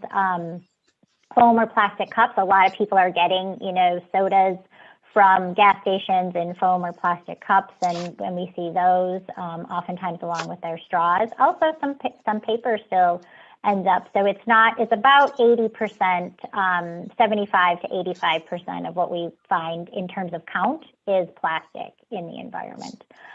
What did we see floating in the river? So we had folks stand and count items as they floated by in the river. And so you can kind of see, thinking about the transport, it was actually foam fragments, those float, plastic bags that are easily sort of blown or washed into the river itself. And then the bottles, even though PET, so this what the bottle is made of would be more dense once it's filled with water, but since it's floating and filled with air, it floats on top. And same thing with aluminum cans. And then we've got the foam and plastic cups. So a lot of those light items end up in the river itself. And then we collected brand information. So this was a big part of this in trying to figure out who do we engage and have conversations with. And that sort of relates to a concept called extended producer responsibility, which I can maybe elaborate more on in some of the questions. But really thinking about if companies are, selling and making money from products that are packaged in material that is ending up in our environment, can we engage them? Can we figure out how to have conversations about, can we either get these products to people without this kind of packaging or change, there's all kinds of conversations to be had, or just get resources to improve our waste management system so we can capture it. So there was a lot of different brands, and then we collapsed those eventually into parent companies to have conversations with, especially the mayors, right, to talk to. So this is my last slide. I just want to say, whether you are a mayor or anyone, any leader in government, you're so excited to see the borough president and assembly member here, or you're just a preschooler.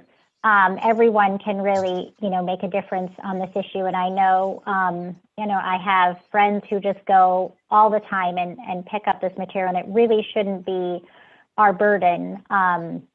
But it is, and I even do it in my area. I just, when I'm driving my son to school and I see litter, I have to go back later and get it, because it's hard for me to see it and just see it there. So I know that we can change this whole system and prevent this from getting into the environment in the first place, which is what we all want to see. So thank you so much for listening, and look forward to some more discussion. And thank you to everyone here who continues to be so engaged on this issue. Dr. Jamback, thank you. That was amazing. And I really think it's just important how you're able to break down, really a macro problem, and you really study the micro about it, because I really think it's those little things, even seeing it down to the brand, even seeing it down to what item it is what really is going to make people think, those questions of, what is this material? Where did it come from? Where's it going? How's it discarded? And I think those questions really start to make you consider what you're consuming and what you're discarding and how you're discarding it. And then ultimately that, influences our behaviors. People will think a little bit longer. I'm not going to put this poison in the ocean, or I'm not going to put this litter on the street. It's going to end in the ocean. Then I'm going to end up eating it, and it's going to make me sick or harm wildlife. So really, thank you. I know that will have big influence. Just as a follow-up question, I in my role, I work with the City Councilwoman, Savina Brooks Powers, Majority Whip, and as a sanitation liaison, environmental liaison, and the Councilwoman has supported bills that help to reduce plastic waste within New York City, like our intro to 1775 is Skip the Stuff bill, where it stops restaurants from putting in plastic waste that a lot of people don't really use, the cutlery. And then also bills like the plastic straw ban. I saw the turtle there. I own 2 turtles myself. That really hurt to see. So those things that I know the Councilwoman is doing, and other legislation that other policymakers can influence, what would you say are some policy that we can look out for, some legislation that we can look out to that does the same thing? Well, first of all, yeah, you're exactly right about the information, collection. So having the exact item data, I think it feels sometimes onerous, especially when you just want to get the stuff cleaned up and get it out of the environment. But collecting that data, it does actually lead to, well, how did this get here? We have this question like, what is it? How did it get here? And then what can we do about it? And that sort of completes, the whole picture. And that leads to potentially the policies that you're now talking about, depending upon what you're finding, might lead you to that. So I do think, that skip the stuff sounds great, because I think oftentimes, straws are just given. So that was also just even going to straws by request instead of automatically giving straws. It could be a big step, right? It's going to reduce that number because, what we see ending up in the environment, polluting our environment, is definitely a result of what we're using. And I'm going to give one more example before I talk again about legislation. But when the pandemic started, right? So with Marine Debris Tracker, this is called sort of participatory sensing. People are telling us what they're finding. It's like sensors around the world. And within about 2 weeks of when sort of the mandates of wearing PPE, like masks and gloves and wipes, we now see in about 2 weeks, we started to see it in Debris Tracker. And then now it's a consistent 1 to 2% of the litter that we find. So our transects are 100 meters long. That means in a 100-meter transect, we find either a glove or a wipe or a mask, like at least 1 to 2 of those items. And so backing up to if we can, reduce use, and those things were needed, right? So this is not a judgment on that. It's just like, that's a fact of what we use. Some of it ends up here. So especially when it's single use and on the go and those kinds of things. So what can we do?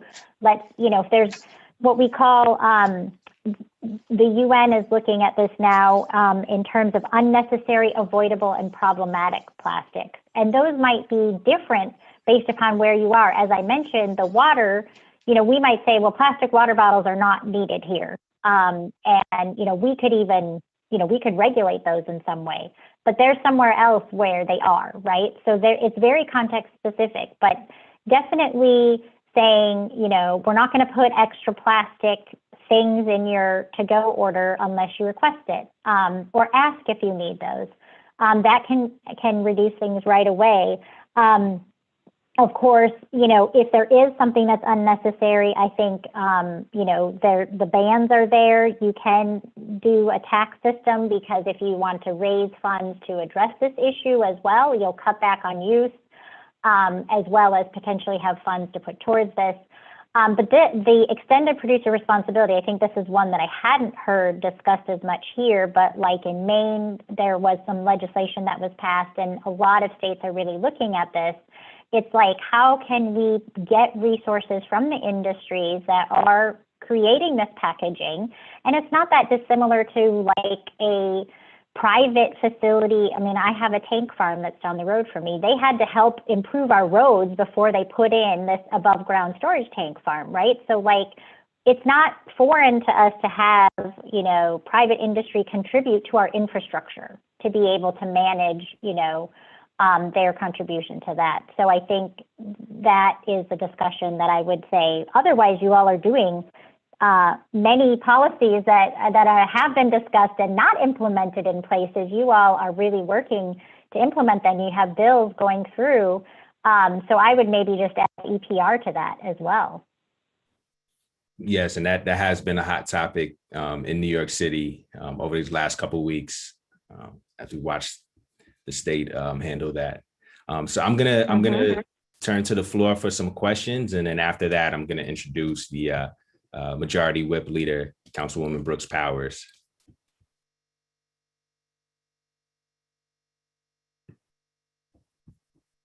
All right, so if I don't see any hands up, I'm gonna turn the floor over to our Councilwoman of the 35th District and the Majority Whip Leader, Sylvania Brooks Powers.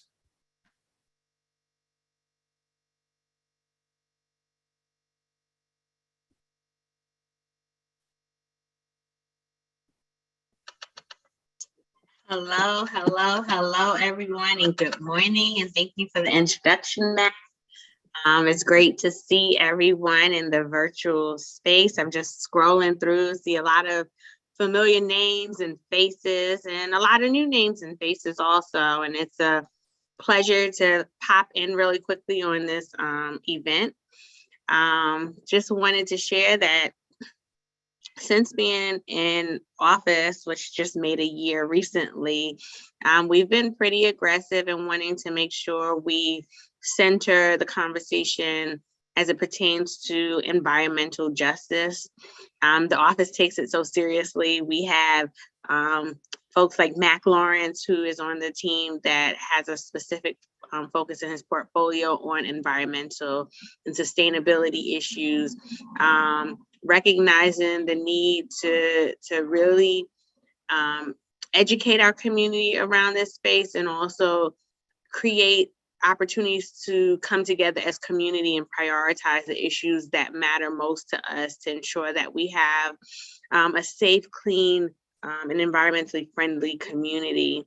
I've been a part of sponsoring over a dozen litter cleanups. Our office has worked in tangent with our partners in government, including Assemblymember Anderson and Senator Sanders, as well as DJ Net, who uses her own time, does not get paid to do this, and do cleanups across Southeast Queens. We've been able to bring the DEP commissioner out as well. And we're in the plans of creating more sustainable solutions to address some of the local flooding we see, especially since being appointed as chair of transportation and infrastructure. We know how important the conversation of infrastructure is in our community. And so we're looking to leverage that role to be able to address some of the chronic and historic issues that we've had around the flooding in the community. We've also been very engaged in terms of the conversation around sanitation. I myself have testified on past hearings about enforcing the cleaner streets and the waste equity within the district. We get a lot of calls in our office about illegal dumping, litter removal on a daily basis. I think Mac talks to sanitation and our other partners, such as ACE and Wildcats, every single day, probably. When I got elected, I went in thinking certain issues would be top priorities based on, issues that are important. But what I found is in our day-to-day sanitation, the cleanliness of our office, the flooding dynamic, the dumping dynamic into our marshlands, into our ocean, into the bay are issues that we hear actually the most. And, we will continue to push the issue. And that's my little daughter that is ready for me. But I thank everyone for the opportunity to be a part of today's program and continue to advocate around this issue in Southeast Queens.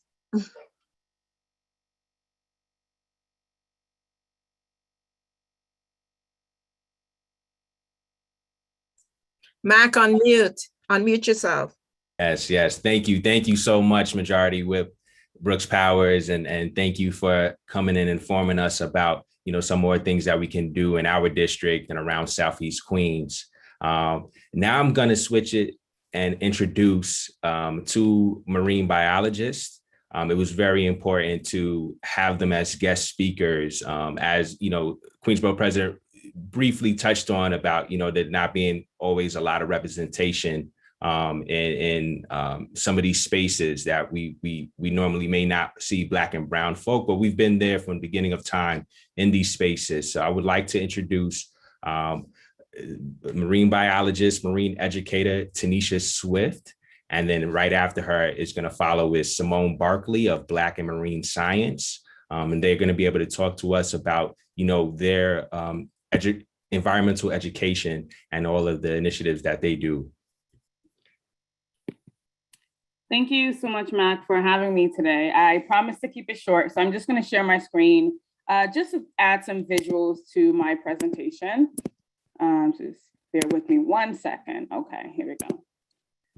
So as mentioned, my name is Tanisha Swift, Brooklyn native, so born and raised in New York City, specifically Bed-Stuy, but I have family all over. And so my primary role is a marine educator, but I wear many hats, from a scuba diver, oyster restoration practitioner with the Bay and Oyster Project, which I'll talk about really shortly, open water swimmer. And so my life has been literally, involving water since a very young age. And my primary role, in the New York City realm, is working with the Bay and Oyster Project. So Bay and Oyster Project is a nonprofit aimed at restoring oysters to New York City through public education initiatives. And so New York City's history has a very extensive, long stories about how our waterways got to be in the condition that it is and what we're doing to improve it. And a part of what we're trying to do is restore that habitat, get students to the waterfront, get New Yorkers to the waterfront. And specifically for me, my personal goal is seeing, people of color, people from the community, people from inner cities involved in their waterfront in a way that they can continue to advocate for it. So I've put my information, my name, Bay and Oyster Project website and our Instagram pages below, just in case anyone wants to sort of look in and learn more about what we do, but just so that everyone knows some of the ways that you can get involved. So as mentioned, we work with these oysteries all around New York City. We also have one that's in Queens. So our Far Rockaway, what's called Field Station. And the idea is that community members and students can, attend one of these free events. You're getting to not only learn about oysters, you're getting your hands and feet wet, because people tend to forget that New York City is a very coastal city. We're surrounded by water, 520 miles of coastline. And a part of the reason why we're restoring those oysters is not for the ecosystem, not only for the ecosystem benefits, so filtering water, creating habitat for fish and critters, and then also shoreline protection, but once again, engaging people into that work. I love stories. I'm a huge storyteller. And so sharing these experiences with students and getting them out into the waterfront is a large, emphasis in the way that we can change policy, create the new generation of environmental leaders and educators. And I know I said I'm only going to do one slide, but I just had to show this last video. It's actually in Jamaica Bay at our Field Station site, close to Far Rockaway. And of course, it gives it away. I don't think I put my volume on. But essentially, there's lots of life living in our harbor, including seahorses. So there you have it. This was one of the days we're scuba diving in Jamaica Bay. So right in Queens, right in New York City. And unfortunately, during this same dive, we found some trash, which we ended up picking up. I'll pause it there and stop sharing my screen. But just goes to show that, there's lots of things happening in our harbors, lots of ways that you can get involved. If you are a student or, you're hoping to get, folks onto the waterway, feel free to reach out to me and we can plan something, at any coastline around New York City. So I'll stop there. I know time is kind of the essence. And thank you again for having me. And hopefully we'll see more folks out into the field. That was amazing. So excited to see too. And introducing Simone Barkley from Black and Marine Science.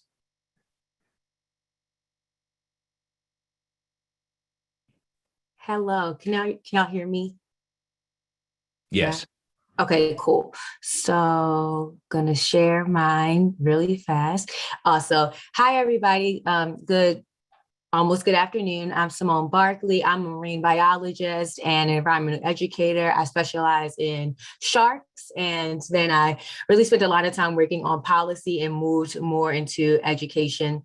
I'm based out of Baltimore City, not in New York, but Baltimore City has a lot of the similar environmental justice issues. And so I think that a lot of the conversations that you all have had earlier today really resonate with the work that I do here and then the work of Black Marine Science. So very quickly, Black and Marine Science is an organization, a nonprofit that my friends and I actually started in 2020. And our goal is to highlight and amplify Black voices in the field of marine science, ocean science, and encourage younger generations while also shedding light on the lack of diversity in marine science.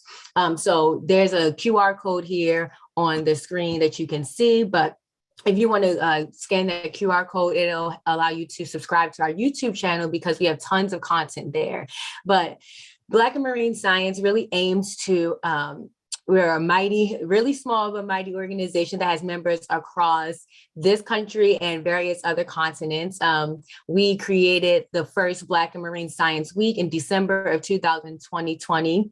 And since then, we've been able to expand into a nonprofit. We offer paid opportunities for the members of our organization. And so they're paid to create these BIMS Bites, which is what you see mentioned here on the YouTube channel, BIMS Bites and BIMS Bites Kids, which are small bites of marine science topics in research that marine scientists are conducting. So these conversations include topics like marine debris and alternative reef habitats, coral reefs, sharks, contaminants from metals or plastics and how they impact fish, jellyfish, and so much more. Our YouTube channel has other content as well called BIMS Dives, where we highlight issues that particularly face Black communities and brown communities and low-income communities, like air pollution, like improper disposal of waste or water contamination, access to green space, all of these issues that we know we are really dealing with. And then we also share scholarship, job opportunities, internship opportunities, paid field experiences. So we do lots of things that we think we can do to try to engage the community, even if you are marine scientists or have an interest or want to learn more about the field. So that's our work, and I'm going to stop sharing really fast. But you are, yes. BIMS is we have a really large. We try at least to have a large social media presence. So I'm also going to just pop in the chat. This is our Padlet where we list all of the different opportunities that folks share with us. So this is internships, K-12 opportunities for students, jobs, all sorts of things. So that'll just give you a little bit of an idea. And you can visit bims.org if you want to find out more about our work and or become a member. So thank you so much for having us. Oh, that was amazing. Thank you so much, Simone. And thank you so much, Tanasia. Everybody, please, go and look at those links that were provided in the chat. Thank you, Michael, for dropping them in there. And because I think really, for our youth and even for everybody, but I think it's just inspiring to know that there are like other opportunities or other interests that people can be a part of to really expand their horizons and also, better our environment at the same time. I think it's a win-win. So I encourage everybody to, wherever you are on your sustainable journey, keep at it. There's resources here, there's information out there, and we have community in these spaces. So I just want to thank you. That is my part for this evening. I'm gonna pass it over to the Honorable Barbara Brown.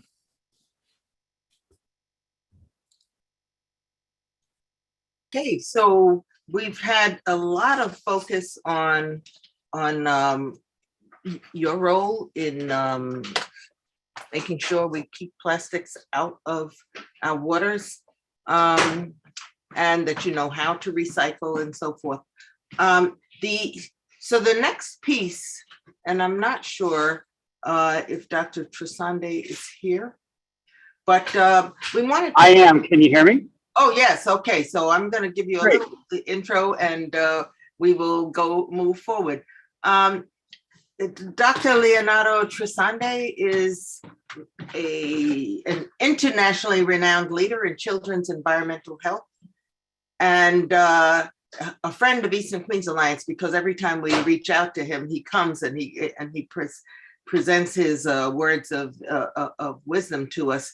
And he's been spending a lot of devoting his research to the role of environmental exposures in children and how that impacts their health, particularly in terms of cardiovascular risk and obesity, et cetera. And he will talk to you about those things. But also what we know is by extrapolation, children grow into adults. And so those environmental exposures don't just end with with childhood. So at this time, we are very pleased to introduce Dr. Trisande to talk about the human impacts of all that we've been talking about this morning. So Dr. Trisande, welcome.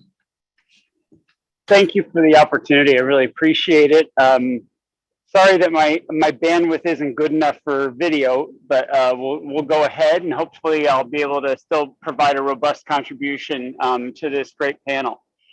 Some of you may have the memory of the movie The Graduate, where Dustin Hoffman is spoken to as a young college graduate about the great things that plastics bring to society, and it being the future, if you will. I've never had the chance of asking Mr. Hoffman how he feels about having been part of that movie today.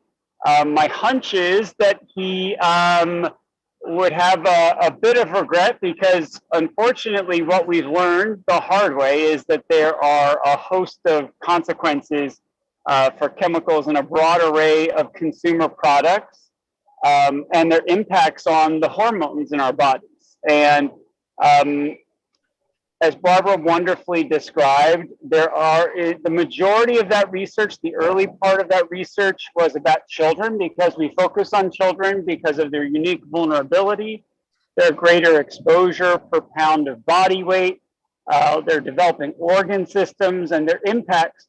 But increasingly, we realize that life is a window of susceptibility to chemicals commonly found in the environment, and most especially and unfortunately in plastics.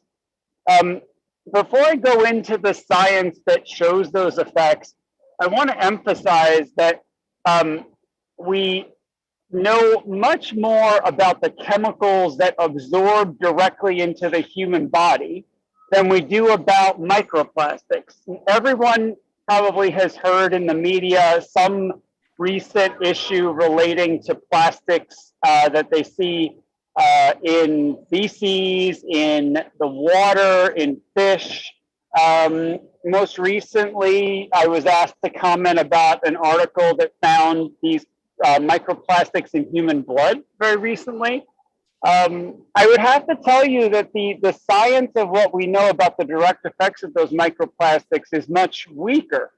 But what I will say is that when you see microplastics in blood, when you see microplastics in urine, that's the tip of a bigger iceberg, if you will. There is arguably a much larger and more diverse array of synthetic chemicals that are directly absorbed into our bodies when you see microplastics. Microplastics is just the visible edge or barely visible edge of a broader and bigger human health threat.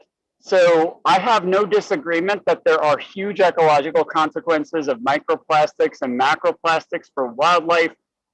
It's just that what we know, and the science in particular, is much stronger about these invisible chemicals that are directly absorbed into the human body and have consequences for the entire lifespan.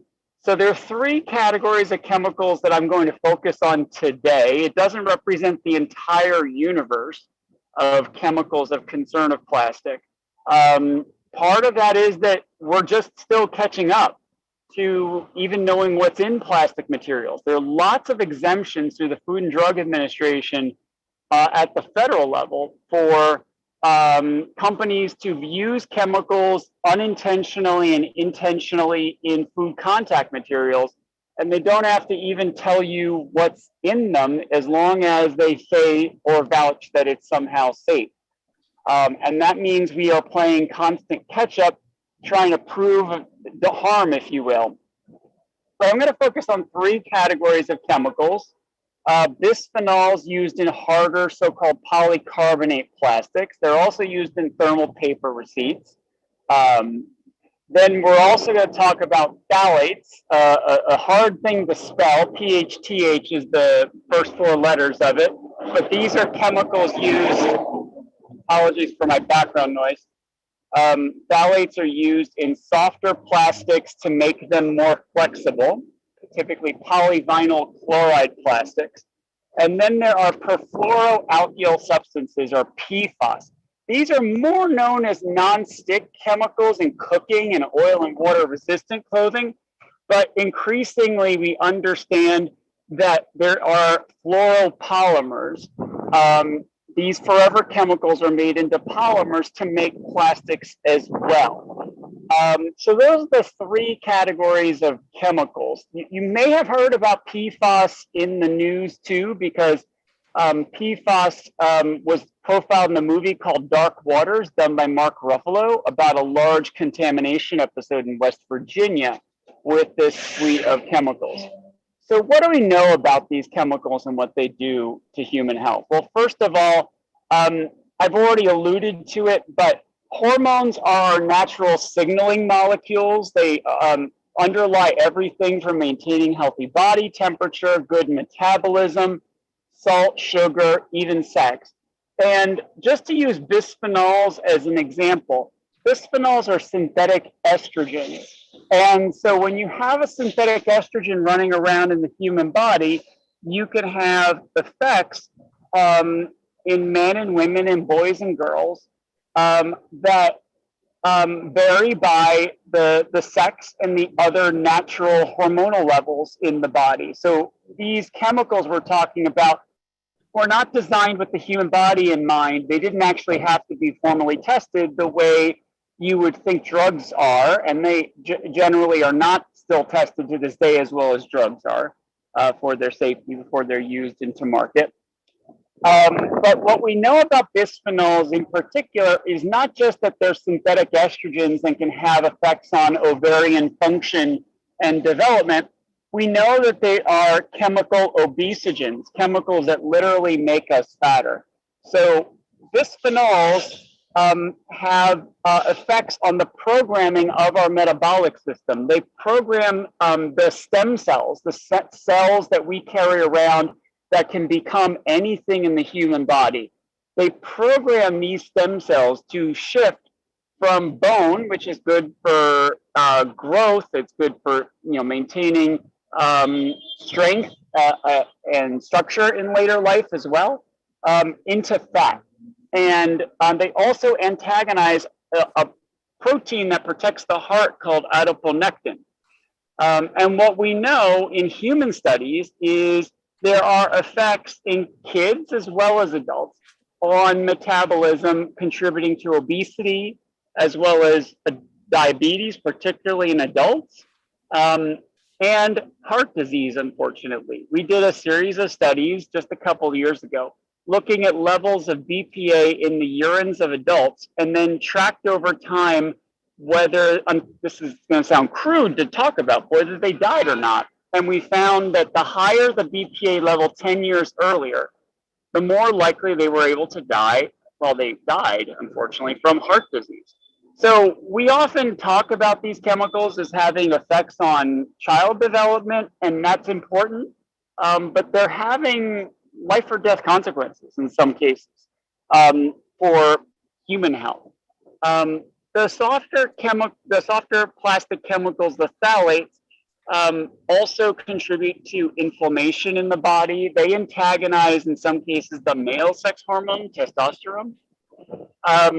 And they can cause, by virtue of that inflammation and antagonism to the male sex hormone, testosterone, they also can contribute to heart disease. So in a series of studies we've done over the past few years, we've seen that phthalate levels are associated with increases in mortality from heart disease, again, not to mention increases in gestational diabetes in mothers, which has consequences for development in the womb, as well as increases in childhood obesity and even changes in pubertal development. So the consequences, unfortunately, are broad, and some people will say, well, they're too broad to be even possible, but when you mess with hormones, you mess with a lot of different things. And that the things you mess with vary, and the outcomes that you induce vary by the time of exposure and the point in human development. And really the entire lifespan is a period of development of various sorts.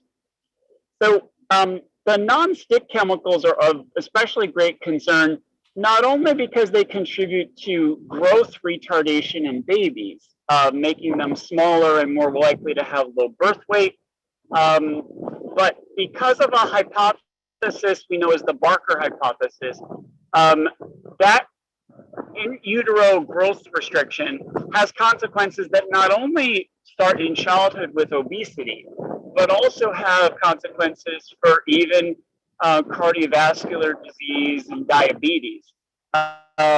We know from this hypothesis that when a baby goes through growth restriction, be it from an environmental insult or a nutritional insult, the body is then programmed in a thrifty phenotype where the body maladapts to the environment after birth and avidly holds on to calories as though they are crucial and need to be stored rather as fat, rather than used into muscle or other more functional body components. And so the consequences for that kind of exposure can be really permanent and lifelong. Now, I've thoroughly probably depressed you for the past 10 minutes. I've been listening to some wonderful, hopeful presentations about things you can do in the local environment. I don't mean to leave you with that as the only story here, because there are safe and simple steps we can all take to reduce our exposures to these chemicals of concern. And the great news is that you don't need a PhD in chemistry, and this doesn't have to break the proverbial bank. You know, the reality here, for example, is that studies have reduced bisphenol and phthalate levels in high income as low income, and as well as low income populations. And these chemicals often are what we call short half-life chemicals. So if you do something now, you can see changes in levels in the human body in days. You can see hormonal level changes in weeks. And then you can see chronic disease benefits in terms of prevention that can last for months and years to come if you stay with the safe and simple steps. So let's just run through them very quickly. So we have gotten a bit too used to the convenience of plastic. Let's be honest. We have a warped relationship, pardon the pun, with plastic in human life. You know, take for example, sure, if I'm on an airplane for 14 hours and I'm going from point A to point B, I'm not doing that much these days, but bear with me with the example. We've gotten used to the fact that carrying a water bottle is a must-have. But the reality is you can bring a stainless steel container across security even, and bring that stainless steel container empty across that security piece, and then fill up the water bottle and carry it onto the plane and drink like nothing is different. And you know, when you're in the office or at home, in particular, glass and stainless steel are perfectly good alternatives to plastic containers. And you know, another thing that folks can do is to avoid canned food consumption. Unfortunately, there's a lot of new bisphenols that replace BPA, which is the most notorious bisphenol, and the BPA-free cans are not necessarily bisphenol-free, unfortunately. Not to mention they may also have other chemicals of concern if they've used different materials to make those can linings. And we know that canned food consumption can vastly increase bisphenol levels. So there are a lot of alternatives out there, locally produced fruits and vegetables, frozen fruits and vegetables. Yes, sometimes they come in plastic bags, but plastic bags, the frozen variety, are less problematic than canned foods in particular. It's important also not to microwave those plastic bags, or frankly any plastic, because those chemicals that are in the plastic lining aren't necessarily covalently bound. They can also break down the polymers, the heat can, and those polymers turn into monomers and ultimately get absorbed into the human body. And for those non-stick chemicals, the PFAS I talked about, Avoiding avoiding nonstick cooking materials is important. Using stainless steel or cast iron is a good way to go. Another safe and simple step is simply opening the window and recirculating the air, because there are a lot of persistent organic pollutants that accumulate in the dust due to electronics and furniture that have these same chemicals. So a lot of people wonder how I can have hope. And my hope comes from a few different places. One is that the science tells us there are safe and simple steps to reduce exposure. I have particular hope in my young children and the broader portfolio of folks in the millennial generation and Generation Z, because they've really caught on to climate change, and endocrine disrupting chemicals and plastics really are both in many ways byproducts of fossil fuel production and consumption, because many of the chemicals used in plastics come from oil production and consumption. So we do need to address both sets of challenges. If we cool the planet and don't deal with contamination, we will not be able to enjoy the planet that we've otherwise have. But I do have a lot of hope, because I've seen so much progress, in particular through consumer activism, frankly. The power of the pocket and the pocketbook and wallet is quite profound. And we've seen explosions in market share for so many healthier materials. And many of the companies that are selling them don't even know they're using them in the first place. And it's often they that have the power to go to their upstream manufacturers and do the right thing. So I'll stop there. I don't know, Dr. Brown, if I'm over my time or if I've got a few minutes left, but I'm really privileged about the opportunity. Apologies for any background noise during the talk, and thank you. And thank you so much, Dr. Trisande. And thank you for those safe, simple steps, because even like canned foods and sometimes, we've talked about environmental justice, and very often canned foods are being pushed in poor and minority communities. And so that was I was glad to hear you emphasize that. I was wondering, just like Mac Lawrence asked our last guest, is there any policy legislation that you have or would recommend through your work? Because we have some of our legislators online. I don't want to cite specific examples because most of them that I can think of right now are really at the federal level. I appreciate, but I want to emphasize and applaud some of the state and local actions, particularly in New York.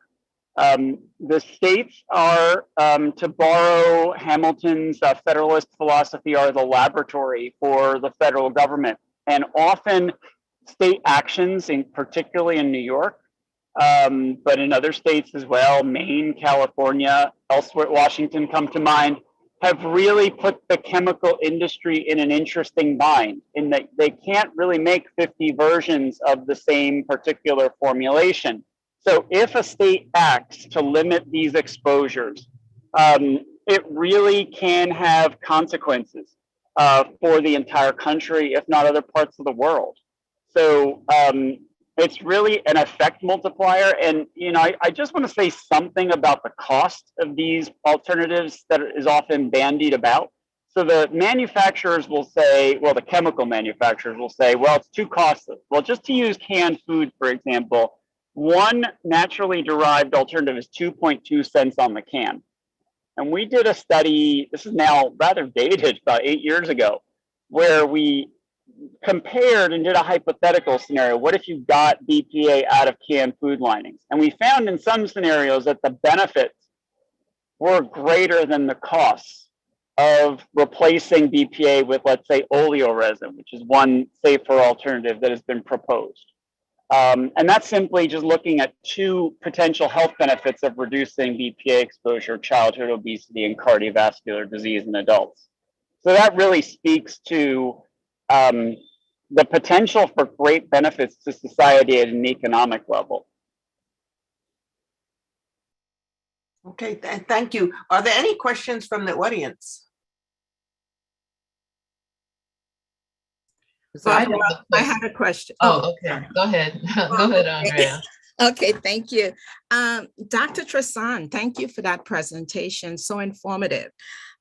You had me when you said microplastic is showing up in blood work and urine work, and couldn't help but wonder when I go to my doctor and it's time for blood work on a blood test, is that something that I can request?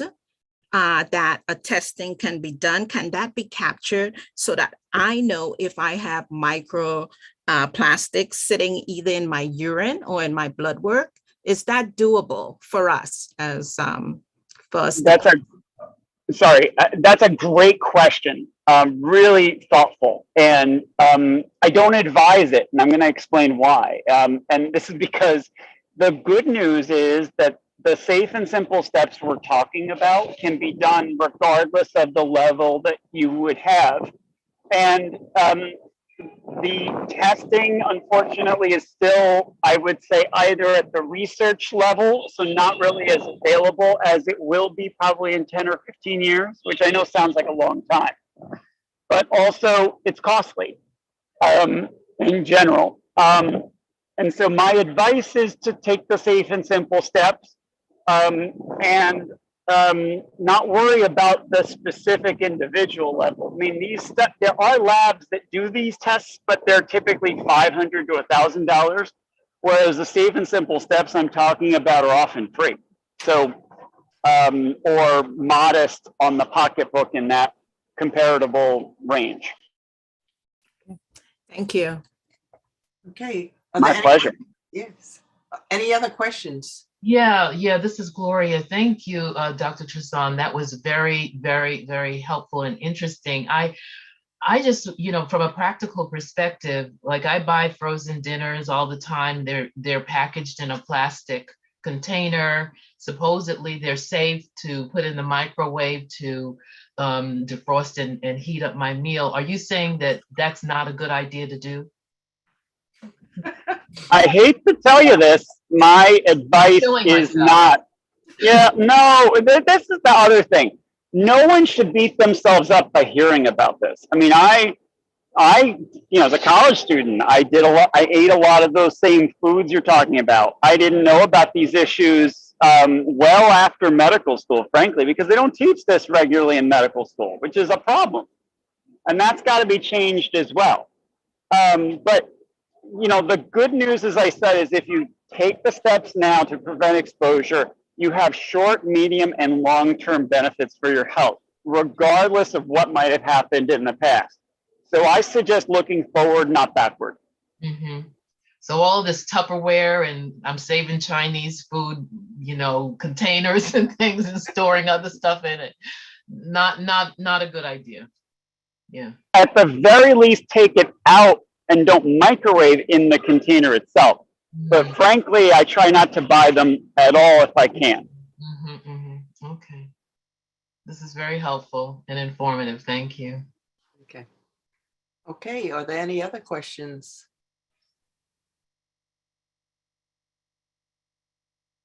Hearing none, I really want to thank you, Dr. Trisande, for coming out and sharing all of this with us. And those safe, simple steps, I think we need to publish them out there, because I heard you say use stainless steel or glass as instead of plastic wherever possible. Avoid canned food. Preferably get your fruits and vegetables locally. Fresh fruits and vegetables. Frozen is better, certainly better than canned. And don't microwave any plastics. And I kind of outlined, I highlighted that there. And avoid the non-stick cooking products. So just one last question then, because I went out of my way to find a frying pan that would not have my eggs sticking to it when I finish. And you're saying, I'm hearing you say it's better to use the old fashioned iron pan, frying pans? Yes, or you can use stainless steel and put a little olive oil as your coating, if you will. Okay, thank you very much. And thank you for coming out and spending time with us. Am I going back to you, Gloria, or? Well, all I'll say is thank you to all of the committee members who worked so hard to put this presentation together. Thank you to our presenters and facilitators who did an excellent job today. And please, and thank you to our participants who have been with us all morning on a Saturday morning. And sometimes that's the only time we get to do things that we want to do for ourselves. Well, this is an important thing to do for yourself, isn't it? Get this information. But thank you to all. Please give us some feedback. I posted in the chat a link to a Google online survey. It takes all of 5 minutes to fill out. So please click on it and give us your feedback so that we can make sure that we understand what works for you and what, your preferences are, what your interests are, so that we can, respond to those in our upcoming sessions. And Gloria, our presentations, yeah. Mhm. we have Ann Terry and Mimose Nelson. They both have their hands up. Mhm. Okay, all right. And also we're going to stay on for a few minutes anyway, because people like to go and maybe copy certain links from the chat. Go in and look and explore the chat. There will be answers to some of your questions there. There will be links that you'll care about. Follow us on Facebook.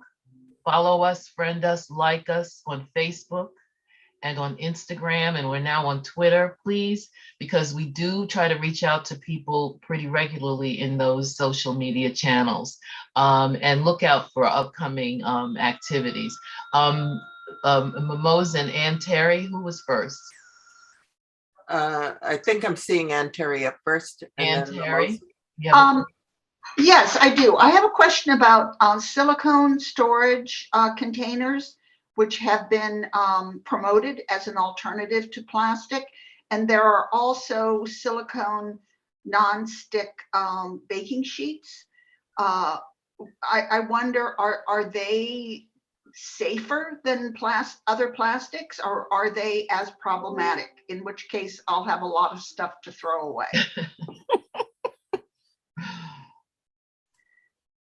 Great question. The answer is it's safer. I'm not going to tell you something is perfectly safe or not. That's going to require a whole bunch of data that we don't actually necessarily have. But based upon the available data, silicone is safer. Okay, thank you. That's a relief. And Mimose Nelson? You're on mute. Good afternoon, everyone, and thank you. This is wonderful. A quick question: is microwaving okay? Is it okay to use a microwave? Yeah, it's a valid question. I have no issue with microwaving. You should not necessarily stay right at the microwave. I mean, there is this notion of electromagnetic shielding that occurs at a very close distance, and but the science of effects of that suggest not much in the way of concern beyond being right near it. I mean, but microwaving doesn't do anything special to food that poses a problem, except the heating that we talked about in the breakdown of plastic. Thank you. My pleasure. Okay, so I guess just to close out, I want to also thank the entire committee who put this together, and including Gloria Boyce-Charles, who chaired this effort, and I always say does the heavy lifting to make sure that everything is functioning well. And we have our people who are behind the scenes, who are not necessarily on the committee, but also are people who make sure that we have a smooth running that Michael Scotland and Darlene Peoples. You have the program, a copy of the program, so that all of the names of all the different people who should be thanked are thanked in the program. So I know we're running over at this point. So I won't mention all of those names. In addition, I want to thank our sponsors and certainly our presenters, Karen Napolitano, Dr. Jenna Jambek, and Dr. Leo Trisande. So thank you for all helping to make this a great morning. For your info, we will be posting this on YouTube, but we also we're streaming to YouTube. So if you want to go back and listen, you'll be able to do it either way through the stream or through our posting of the session. So thank you and good morning. And the next session is going to be a waste not talking trash expo. It's slated for April 30th. So put that on your calendar and calendars, and you will be getting further information about that. That's going to be an in-person event, and we'll give you much more information about where and how. But it should be fun and educational and all of that. With that, I want to say thank you and see you next month.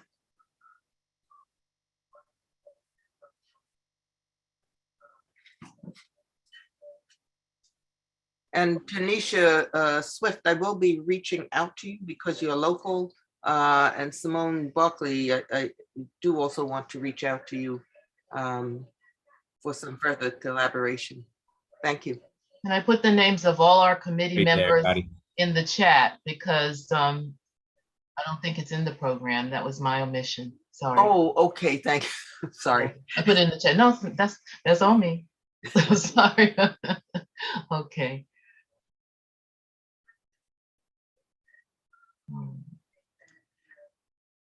So I'm not sure, do I have to stop